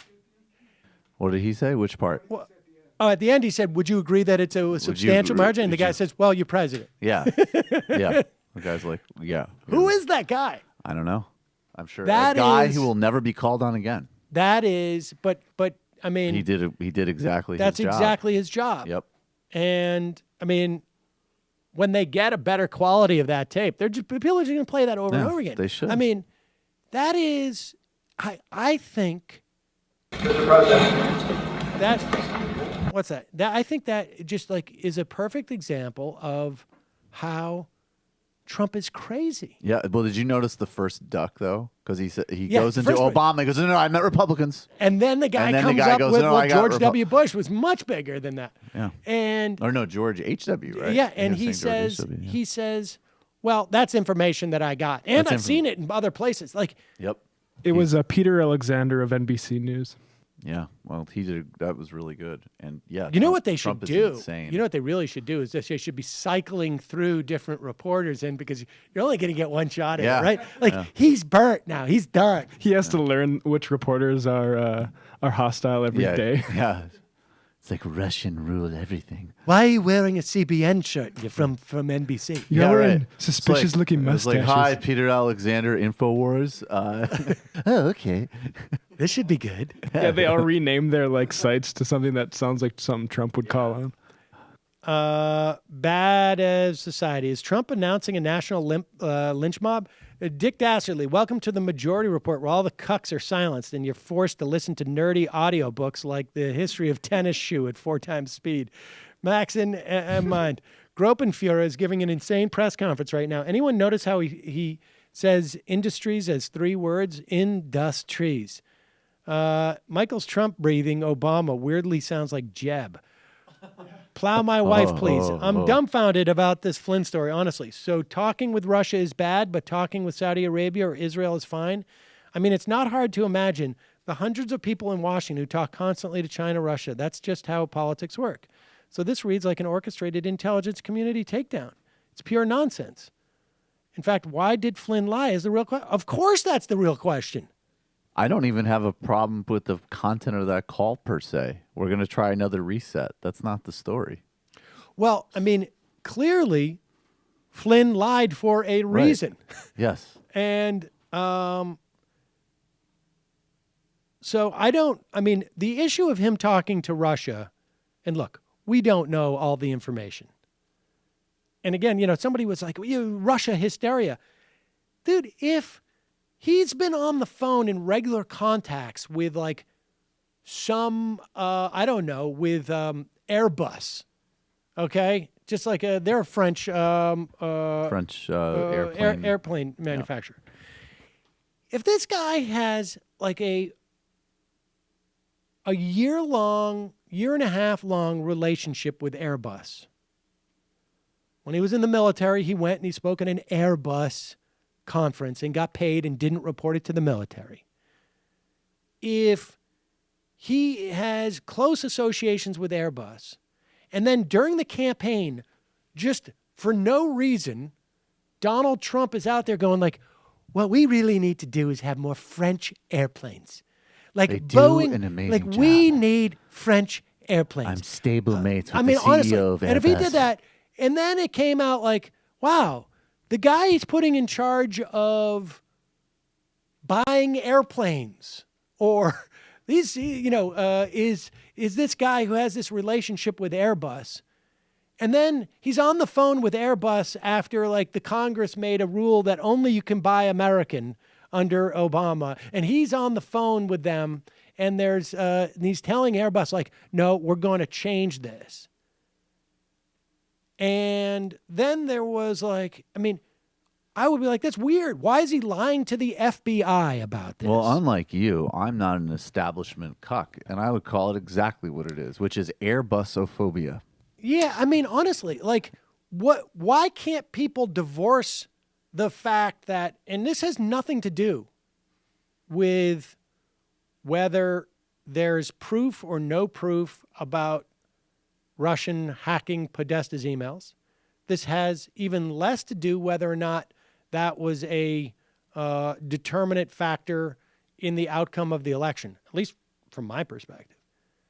This just has to do with like, is the President of the United States and or the people around him running a huge scam? There's not an ounce of belief that I have that Donald Trump was actually secretly, he was that guy in the Americans, and this is, planted by the old Soviet Union. He still has like allegiance to Russia. No, I think that there is a massive amount. I think there's some scandal where he's tied in financially with them, and maybe there's a deal that involves other people. And I just don't understand why people perceive that that is not a real story. Lenin, okay, great thinker. Well, because a lot of people filter their whole worldview and every story simply through what people they don't like. Let me just, this last line is, politics. I am not okay with the deep state coup if it wants war with Russia. Who wants war with Russia?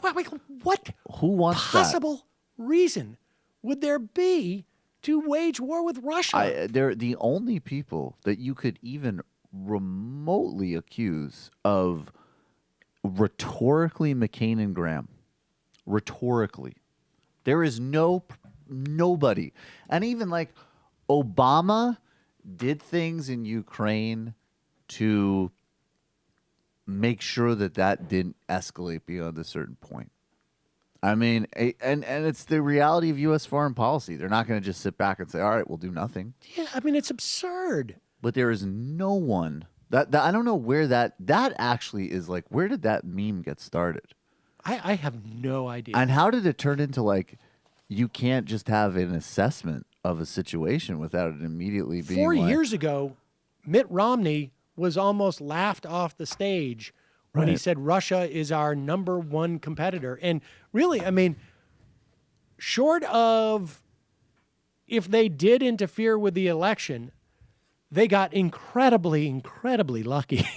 Right. And short of that, like, I haven't even, I don't know. There's That's a lot actually of one of the interesting parts about the dossier, which, again, who knows, although Moby vouches for it. But they say in certain parts of the dossier that Putin and others involved in that process were like, we got to ease up here. We got to calibrate. This isn't going to work. Like, this is to just fuck with them and hurt them a bit. He's not really going to win.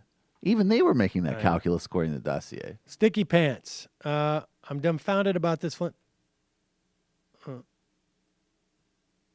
Oh, well, I now know that Sticky Panties and Plow My Wife are the same people. Hugo Ball. Hello, Majority FM. Fun time, gang. I think Sam is conflating punk with hardcore, which was the prominent form of genre when he was a teen, especially in Boston. Stiff Little Fingers is a real deal punk band. Thank you. I think when I used to listen to Stiff Little Fingers, which was late 80s, early 90s, I just perceived them as a rock band. Letter Carrier. But I think they, now that I go back and look, 1977 from... this is not beanbag. Letter Carrier. That woman from Maine's voice is defiantly not from New England. There's no way, no how. Stoughton, whoa, guys. Which Ken and Ken went to school with Joan? She's definitely... You're joking. Trump's anti-Semitic response. We used to refer to this clinically as tangential thinking, says Dolink. This definition from a medical dictionary sums it up. Tangentially is a pattern of speech characterized by oblique, digressive, irrelevant replies to questions. The responses never approach the point of questions. What's the difference? It's different from circumstantiality, which in which the responder eventually reaches the point. Sam, children think and talk more clearly than he does. He's like a person with a clear pathology of mental illness. 35 therapists wrote a letter in the New York Times about concern for his condition. Flynn and 4 others talked to Russia and never mentioned it to the so-called president. Give me a break. Our retirement medical plan with United Healthcare used to be our secondary plan after Medicare. The end of last year, they morphed into a Medicare Advantage PPO plan. I have had serious ulcers. Now my gastroenterologist, 20 years, doesn't take Medicare Advantage because of excessive time-consuming paperwork and low reimbursement. Doctors says a lot of the doctors are not accepting Advantage patients. I knew it was a scam when they made the change. Since then, I read in Advantage plans like this, insurance companies skim off 20% of what Medicare would have paid. We're screwed. Attorney Andrew, in response to your claim that Trump will be bald soon, you can book it right now. In 4 years, if Trump is in office, he will say the presidency has not aged me like it did other presidents. My hair is not gray and I'm still tanned. Do you honestly think he's going to still be there in 4 years? I don't think so, man. Also, Michael's Trump impression is getting really good. Where'd y'all come with that line? Russia is fake news. That doesn't even make sense, but that sort of satire really captures Trump. It's tangential thinking. He's saying that he thought that the Some people think it's a good way to He think. thought the press conference was you. Yeah, no, I doing a got joke. it. I got it. NYK upstate. My husband and I are coming down from northern Saratoga County to attend the live podcast. Bought the tickets Tuesday. All right. You get one of these jobs. Frankie B. Hey, Sam. Is there any way the judicial system could circumvent Trump's plan to gut the intel community and replace them with his cronies? I have no idea. I mean, I got to look into this Steve Epstein, or is it Epstein? Who is it? Feinberg. We need to get our eye back on the ball. We've got food to take out of children's mouths. And I just think we're really getting lost in the weeds here with Russia running our government. I mean, there's still poor people who are getting health care. So, I think we could just got to get back to the Constitution. I think I like Maine Mindy better than the real Mindy. Discuss. Bullprog. Was a literal shofar blown at the David Friedman confirmation hearing? I think I heard that. Yes, people have been tweeting about that. Bullprog. I'm so grateful for Susan Sarandon's strategy of hoping for Dems to fail so grassroots can take over the party. They should be able to achieve a ton with all the GOP efforts to quash the vote and rewrite the rules for governing. Authoritarians will surely give up power peacefully with fair elections. Big ups to Hayes for giving her a platform and not challenging that path to power harder. I don't even know if I want to get into that shit. Samuel wants to do the Sarandon song. We all want to get mad at Susan Sarandon right Susan now. Sarandon is tempting you, We Sam. don't want to get mad at Susan Sarandon right now. We don't, or we do? No, we do. Of course we Sarandon do. will make Oh, you you want me to do red it? in the face. Speaking of healthcare coverage, All right, hold really on. not good for your heart, Let's just, but you one want phone to do call, it. 347. Calling from the 347. We only have 30 minutes left. Calling from a 347. Yes, who's this? Hi there. This is Dayen from Turkey, presently in Manhattan. Hi, how are you? Welcome to What's on Your Mind? Greetings to all of you. I've been following U.S. politics very closely for about 10 years.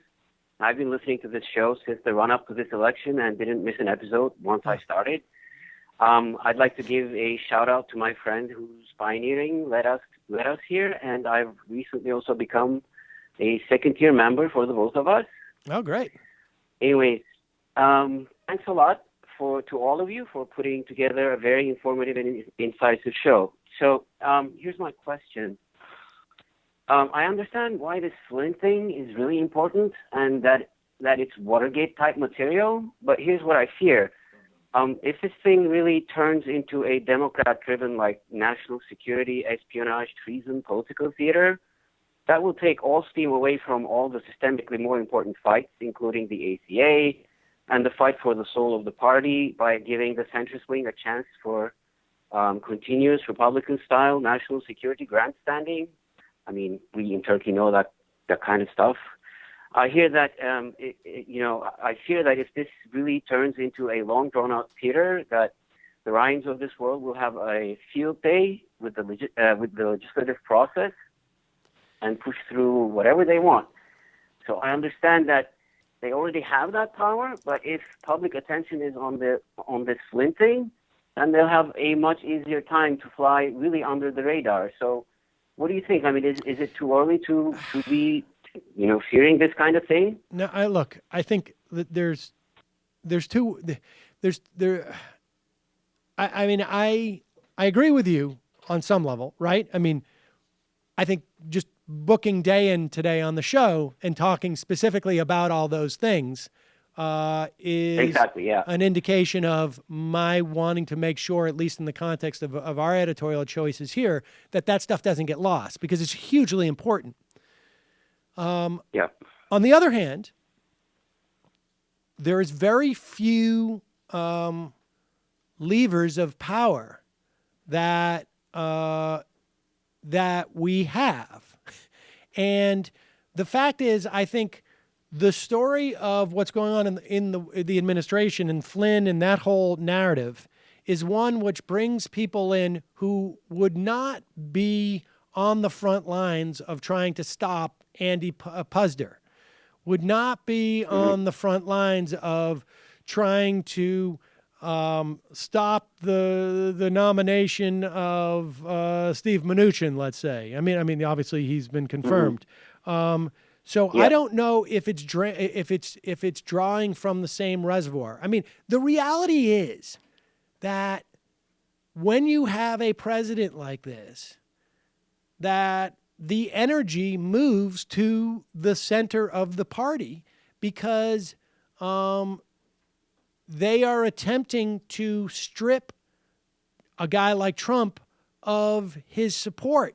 And the low-hanging fruit or the weakest support comes from those, suburban Republicans. And I'm not saying I agree necessarily with this strategy, but that's what happens. I mean, that's just like, that's what the media, begins to appeal to. I mean, that's why you had like John Kerry. He's the best person to run against Bush because he's a war hero. And we have to appeal to that type of stuff. I mean, that's invariably what happens.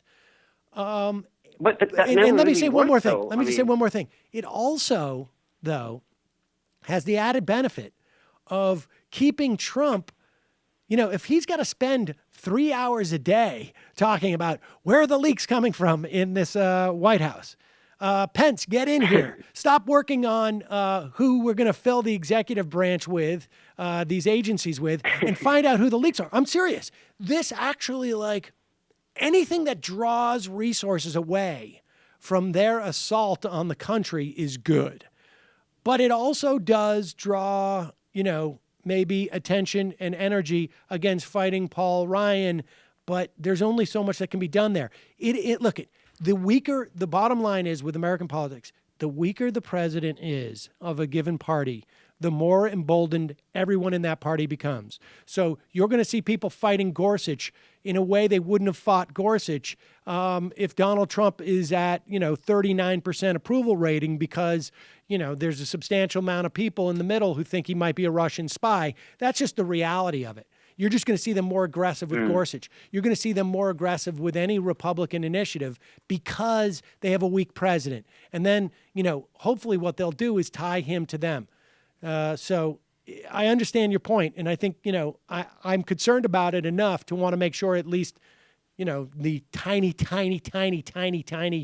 almost immeasurable, at least small, say that we have in this is just to sort of make sure that we maintain our editorial decisions in such a way that that stuff doesn't get lost. So. Yeah, I mean, we're counting on you for that, but I mean, yeah, I wish it wasn't like kind of a hijacking by, again, national security grandstanding issues, but I guess it's as you say. Right. I mean, I'll put some attention more on some of the plans that Erdogan has for healthcare as well. Appreciate the call. Got to jump. There's a lot of hijackings so many going different plans. No, Okay. so many Thank you, hijackings, guys. right? Thank you. What I do like, though, and I don't know, again, we're not going to know for years just like how much this is going to have just screwed up our society.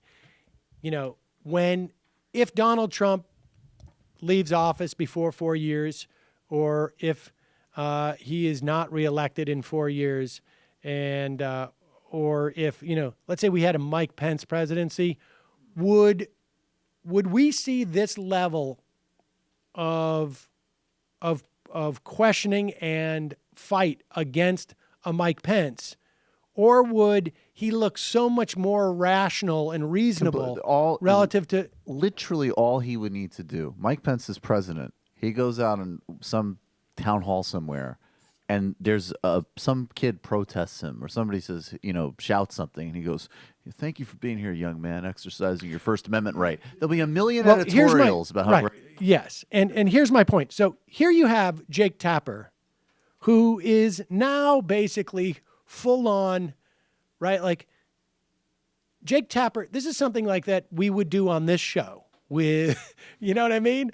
If we had the production, if we had 75 people working on this program as well. And the question is that will Jake Tapper do this for a Paul Ryan, whose insanity is not so low hanging, but is full of, when you start saying high risk pools are going to cost $2.5 billion a year, when in fact they're going to cost 20 to 40 times that. And that's, you don't need to be, you don't need to dig very deep to find that. That's also a pretty insane lie, it seems to me. But here he is, Jake Tapper. Good for him. I just hope he applies this to other lies that we're going to hear about policy, talking about fake news versus the facts. That General Flynn had lied to the country and to the Trump team, including Vice President Pence, when he claimed he never discussed Obama's sanctions on Russia with the Russian ambassador. President Trump knew this at least as early as January 26, but he did not act on this until the media revealed the truth to you and, as it turns out, to Vice President Pence, who learned about it through the media, sources say. Sorry, Mike. The president reacted to this all on Twitter today. Quote, "The fake news media is going crazy with their conspiracy theories and blind hatred. MSNBC and CNN are unwatchable. Fox and Friends is great."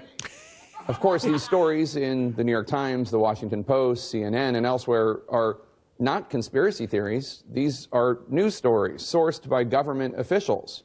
Conspiracy theories are different. They're false. They're crackpot. They're nonsense. How do I illustrate what a conspiracy theory is? How about this one about Ted Cruz's father? His father was with Lee Harvey Oswald prior to Oswald being, shot. I mean, the whole thing is ridiculous. What is this, right prior to his being shot? And nobody even brings it up. That's a conspiracy theory. Or how about this one about President Obama?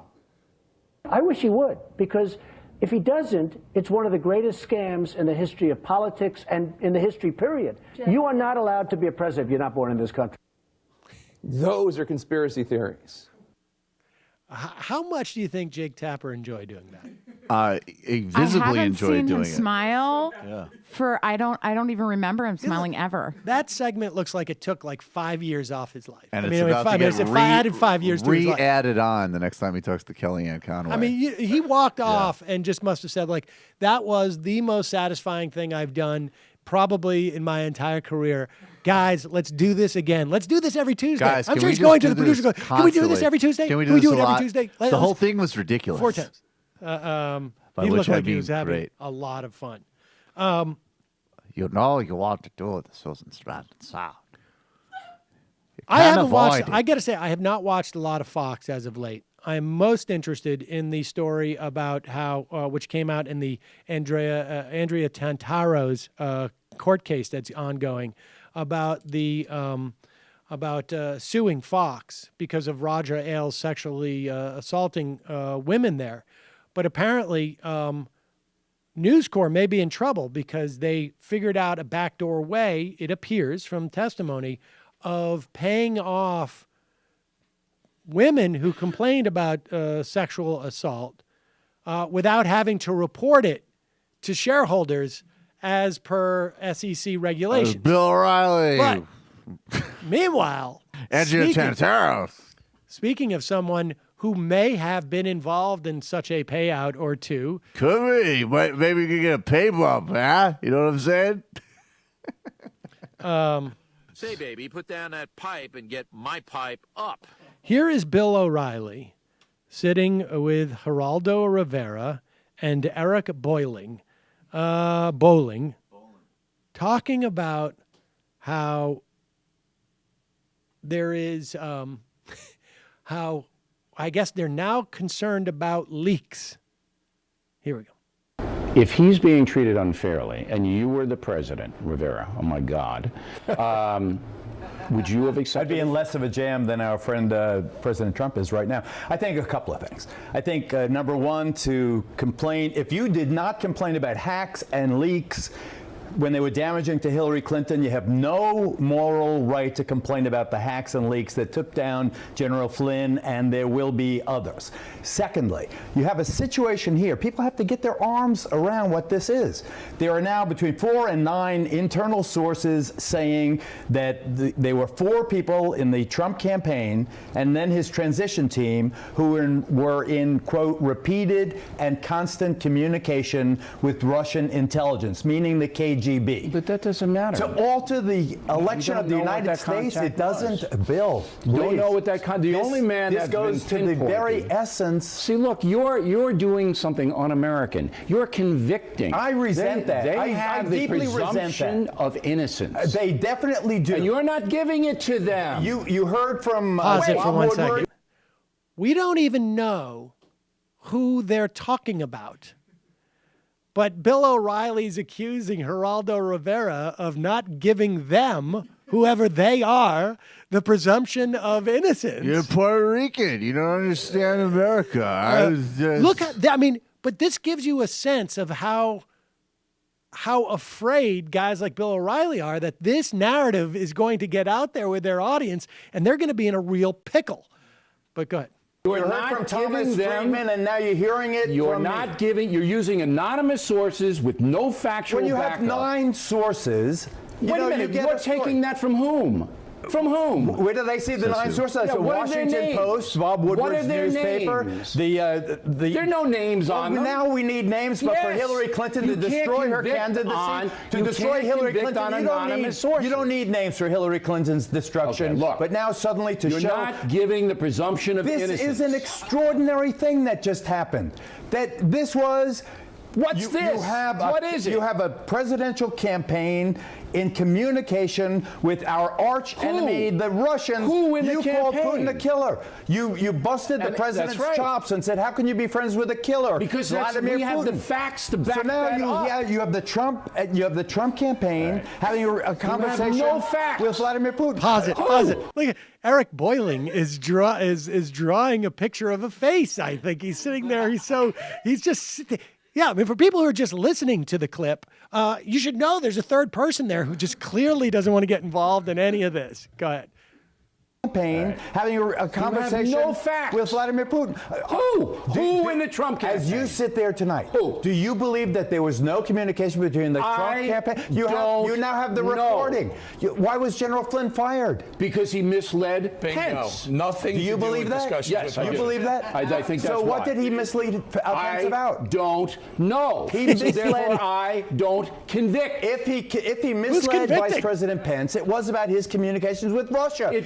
Whatever it was with Russia. Pence was teed off. Go ahead. 100% right. He was asked for his resignation because he said to Pence, "No, I didn't have any discussions with Russia." Not what the discussions were. That's about, what we think happened. Well, no. Pence said, "I spoke to Flynn, and he didn't speak with the Russians." Subsequently, there have been 9 separate sources saying that they did in fact talk. So Pence was out on a limb. He put his vice president out on a limb.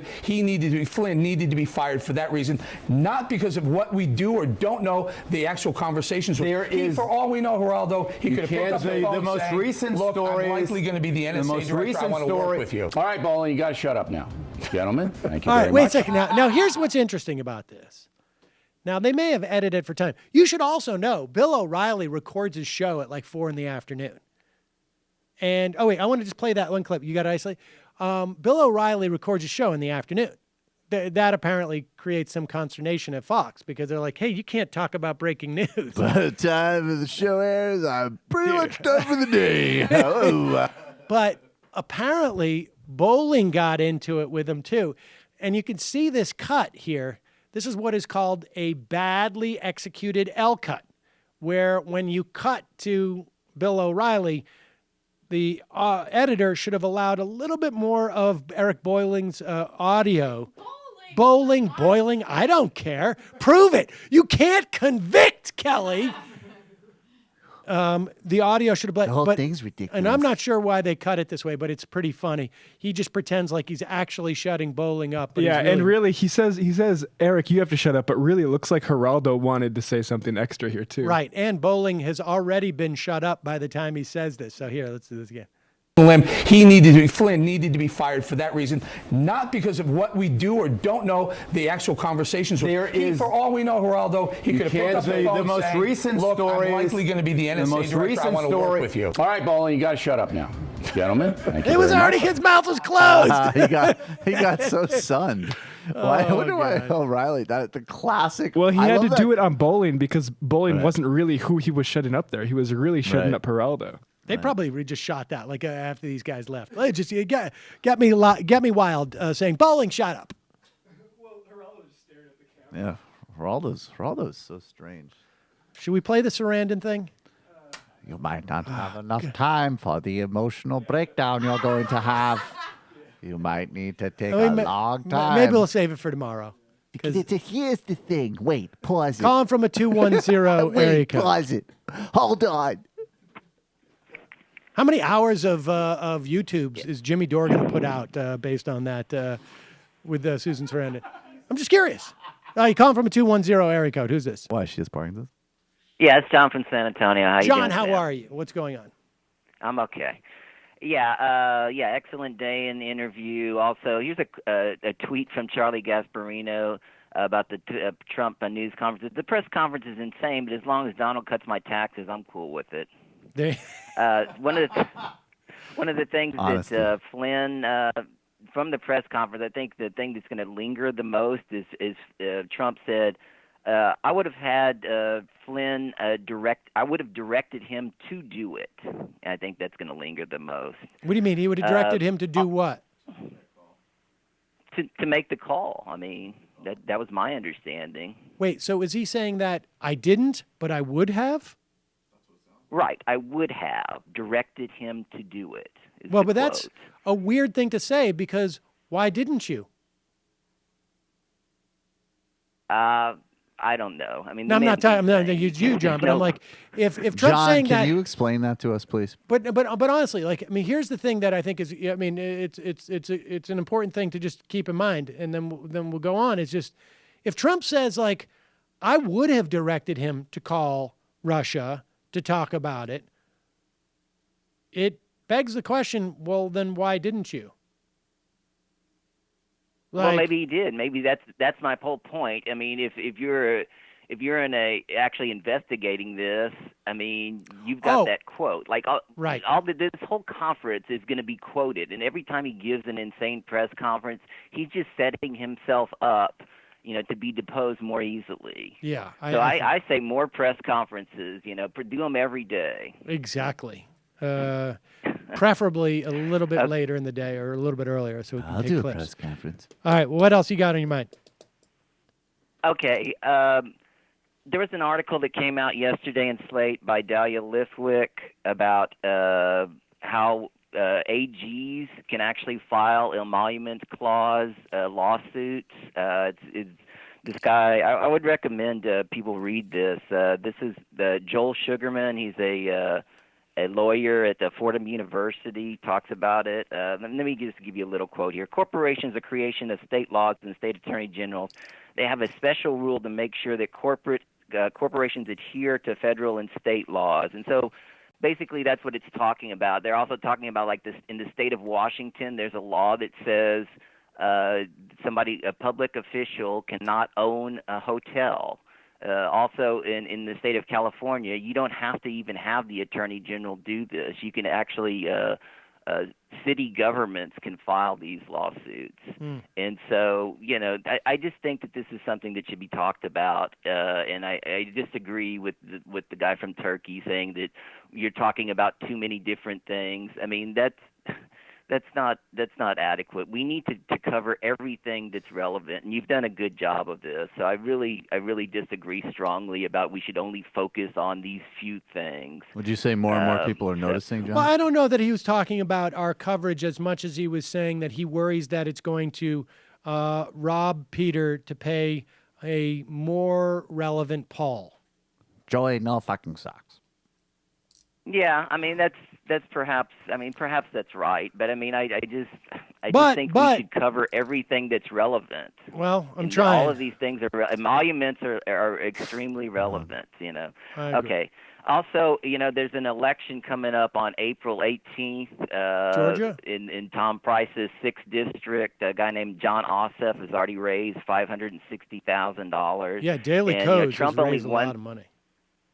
Yeah, Right, and Trump only won that district by 1.5%, and so I mean, I think if you look at the generic polls that PPP has put out, the first week it was Democrats by 8 over Trump. The second week was the week of Gorsuch, and the Democrats are only up by 3, but now it's back to 8 again. And so, I mean, you're seeing how the public has changed its opinion once Trump has become in office. So I think that's real essential. Another thing is about the Senate 2018. I'm wondering about our revolution candidates running in West Virginia, Montana, North Dakota, and Indiana. since Bernie won all 4 of those states, how do you think those candidates could do against the sitting people in the office, sitting Democrats? I don't know. I mean, I guess it would be a question of how much Bernie was willing to alienate those people. I mean, I think Joe Manchin, you primary him. I mean, he's useless, and I think you primary him without even a question. I mean, in the other states, I don't have a sense. I think it's really a question of like how much would Bernie be willing to go there, and I would imagine that there'd be a lot of pressure for him amongst other senators for him not to do that. And then, people are like, well, is Bernie selling out or is Bernie trying to amass some power in the Senate? I mean, it's You're never going to get that power in the Democratic Party. You got to stop selling out. I don't know. But I would go for Joe Manchin, who's useless in the Democratic caucus. I would go in primary. Well, maybe if they did a stronger job, you wouldn't get Betsy DeVos. And you use him as an example, maybe. I don't know. I mean, that's the whole point of our revolution, though, is to run people against conservative candidates. And he did so well in rural areas. I mean, he really did incredibly well. Maybe, I mean, I don't have a sense of how much. This is what I don't know. I don't know if Bernie doesn't come out, okay? If it's just our revolution, I don't know how much of that infrastructure remains. I think you would. Well, I mean, it's just starting up. I mean, they're just having. We'll see. They're I'm just for having it. Meetings I'm now. for it. I Yeah. mean, if you can motivate, if you can primary these guys, and win the primary in these states, I say, I mean, of course. But I think it really should. I don't have a problem with primarying a lot of Democratic senators, to be honest with you. And in these states, I would say, yeah, go for it. I mean, Tester won, and when he ran anyways, he was a populist candidate. He didn't turn out to be the guy that I think people assumed he was. But that's what he ran on. He got off his tractor and, to go and literally got off his tractor to go run. And if they can find somebody like that, good. Good. Totally for it. Appreciate the call, John. How about you vote for the Green Party? I mean, I guess we're going to find out what the power of it. All right, one more. Yeesh. All right, one more quick call. I'm sorry. I just don't have time. I'm sorry. I've got to be out by 2:30. All right, we'll do 8 IMs. Matt. H.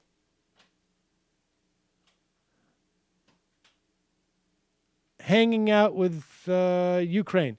Main lady illustrates argument against Obamacare's cost versus repeal. We'll pay trillions over 10 years anyways. GOP always complain of cost, yet fail to mention we'd pay the same without Obamacare, except people would have to go into bankruptcy or show up at emergency rooms. Also, without Obamacare, the system would not improve with investments in preventative care, et cetera. Those with the previous condition would be shit out of luck. So we choose, for the same amount of money, either a healthier citizen, right, but you can't have a rational argument with it. Kelly. D. Deuce me daily. Wow, this is a long one. I wish I could have talked with your 207 caller. So glad she shared her perspective. Don't have to go through all these. I'm a single payer. Healthcare is a human right kind of guy. But the following points about state risk pools are legit. $2.5 billion for 200K amounts to an average per capita of $12,500, which is relatively reasonable in comparison to $9,900 overall per capita, considering these high-risk patients often represent the sickest, toughest, though average Medicaid per enrollee is $5,800.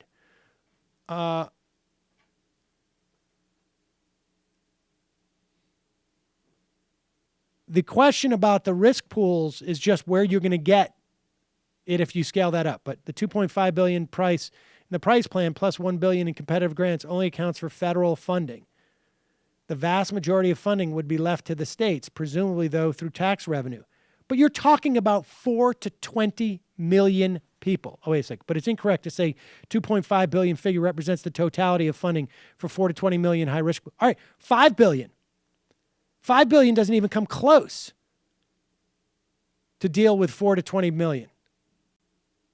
State high-risk pools could negate the need for an individual mandate. The purpose of the mandate is to subsidize gas. Yeah, no, of course it would. But all right, send me the money. Tell me where you get $5 billion. It's just not, the numbers are just so far off, though. 8 drops of blood. I've seen budget estimates that indicate if Medicaid is block granted, states will have to cut benefits or enrollees by more than 90% within 10 years, assuming the allocations are changed to CPI. Well, that's the whole point, is that year 1, year 2, you don't see it, but it's 10 years out is where it becomes a problem. Okay. Michael. Yes. Give me N. Never con. Sammy, I give some of that Jew horn. It's my goddamn big deal birthday. Joey No Socks? Happy big fucking birthday, big guy. Go out, get some horse, have a good freaking time. Matt. E. E.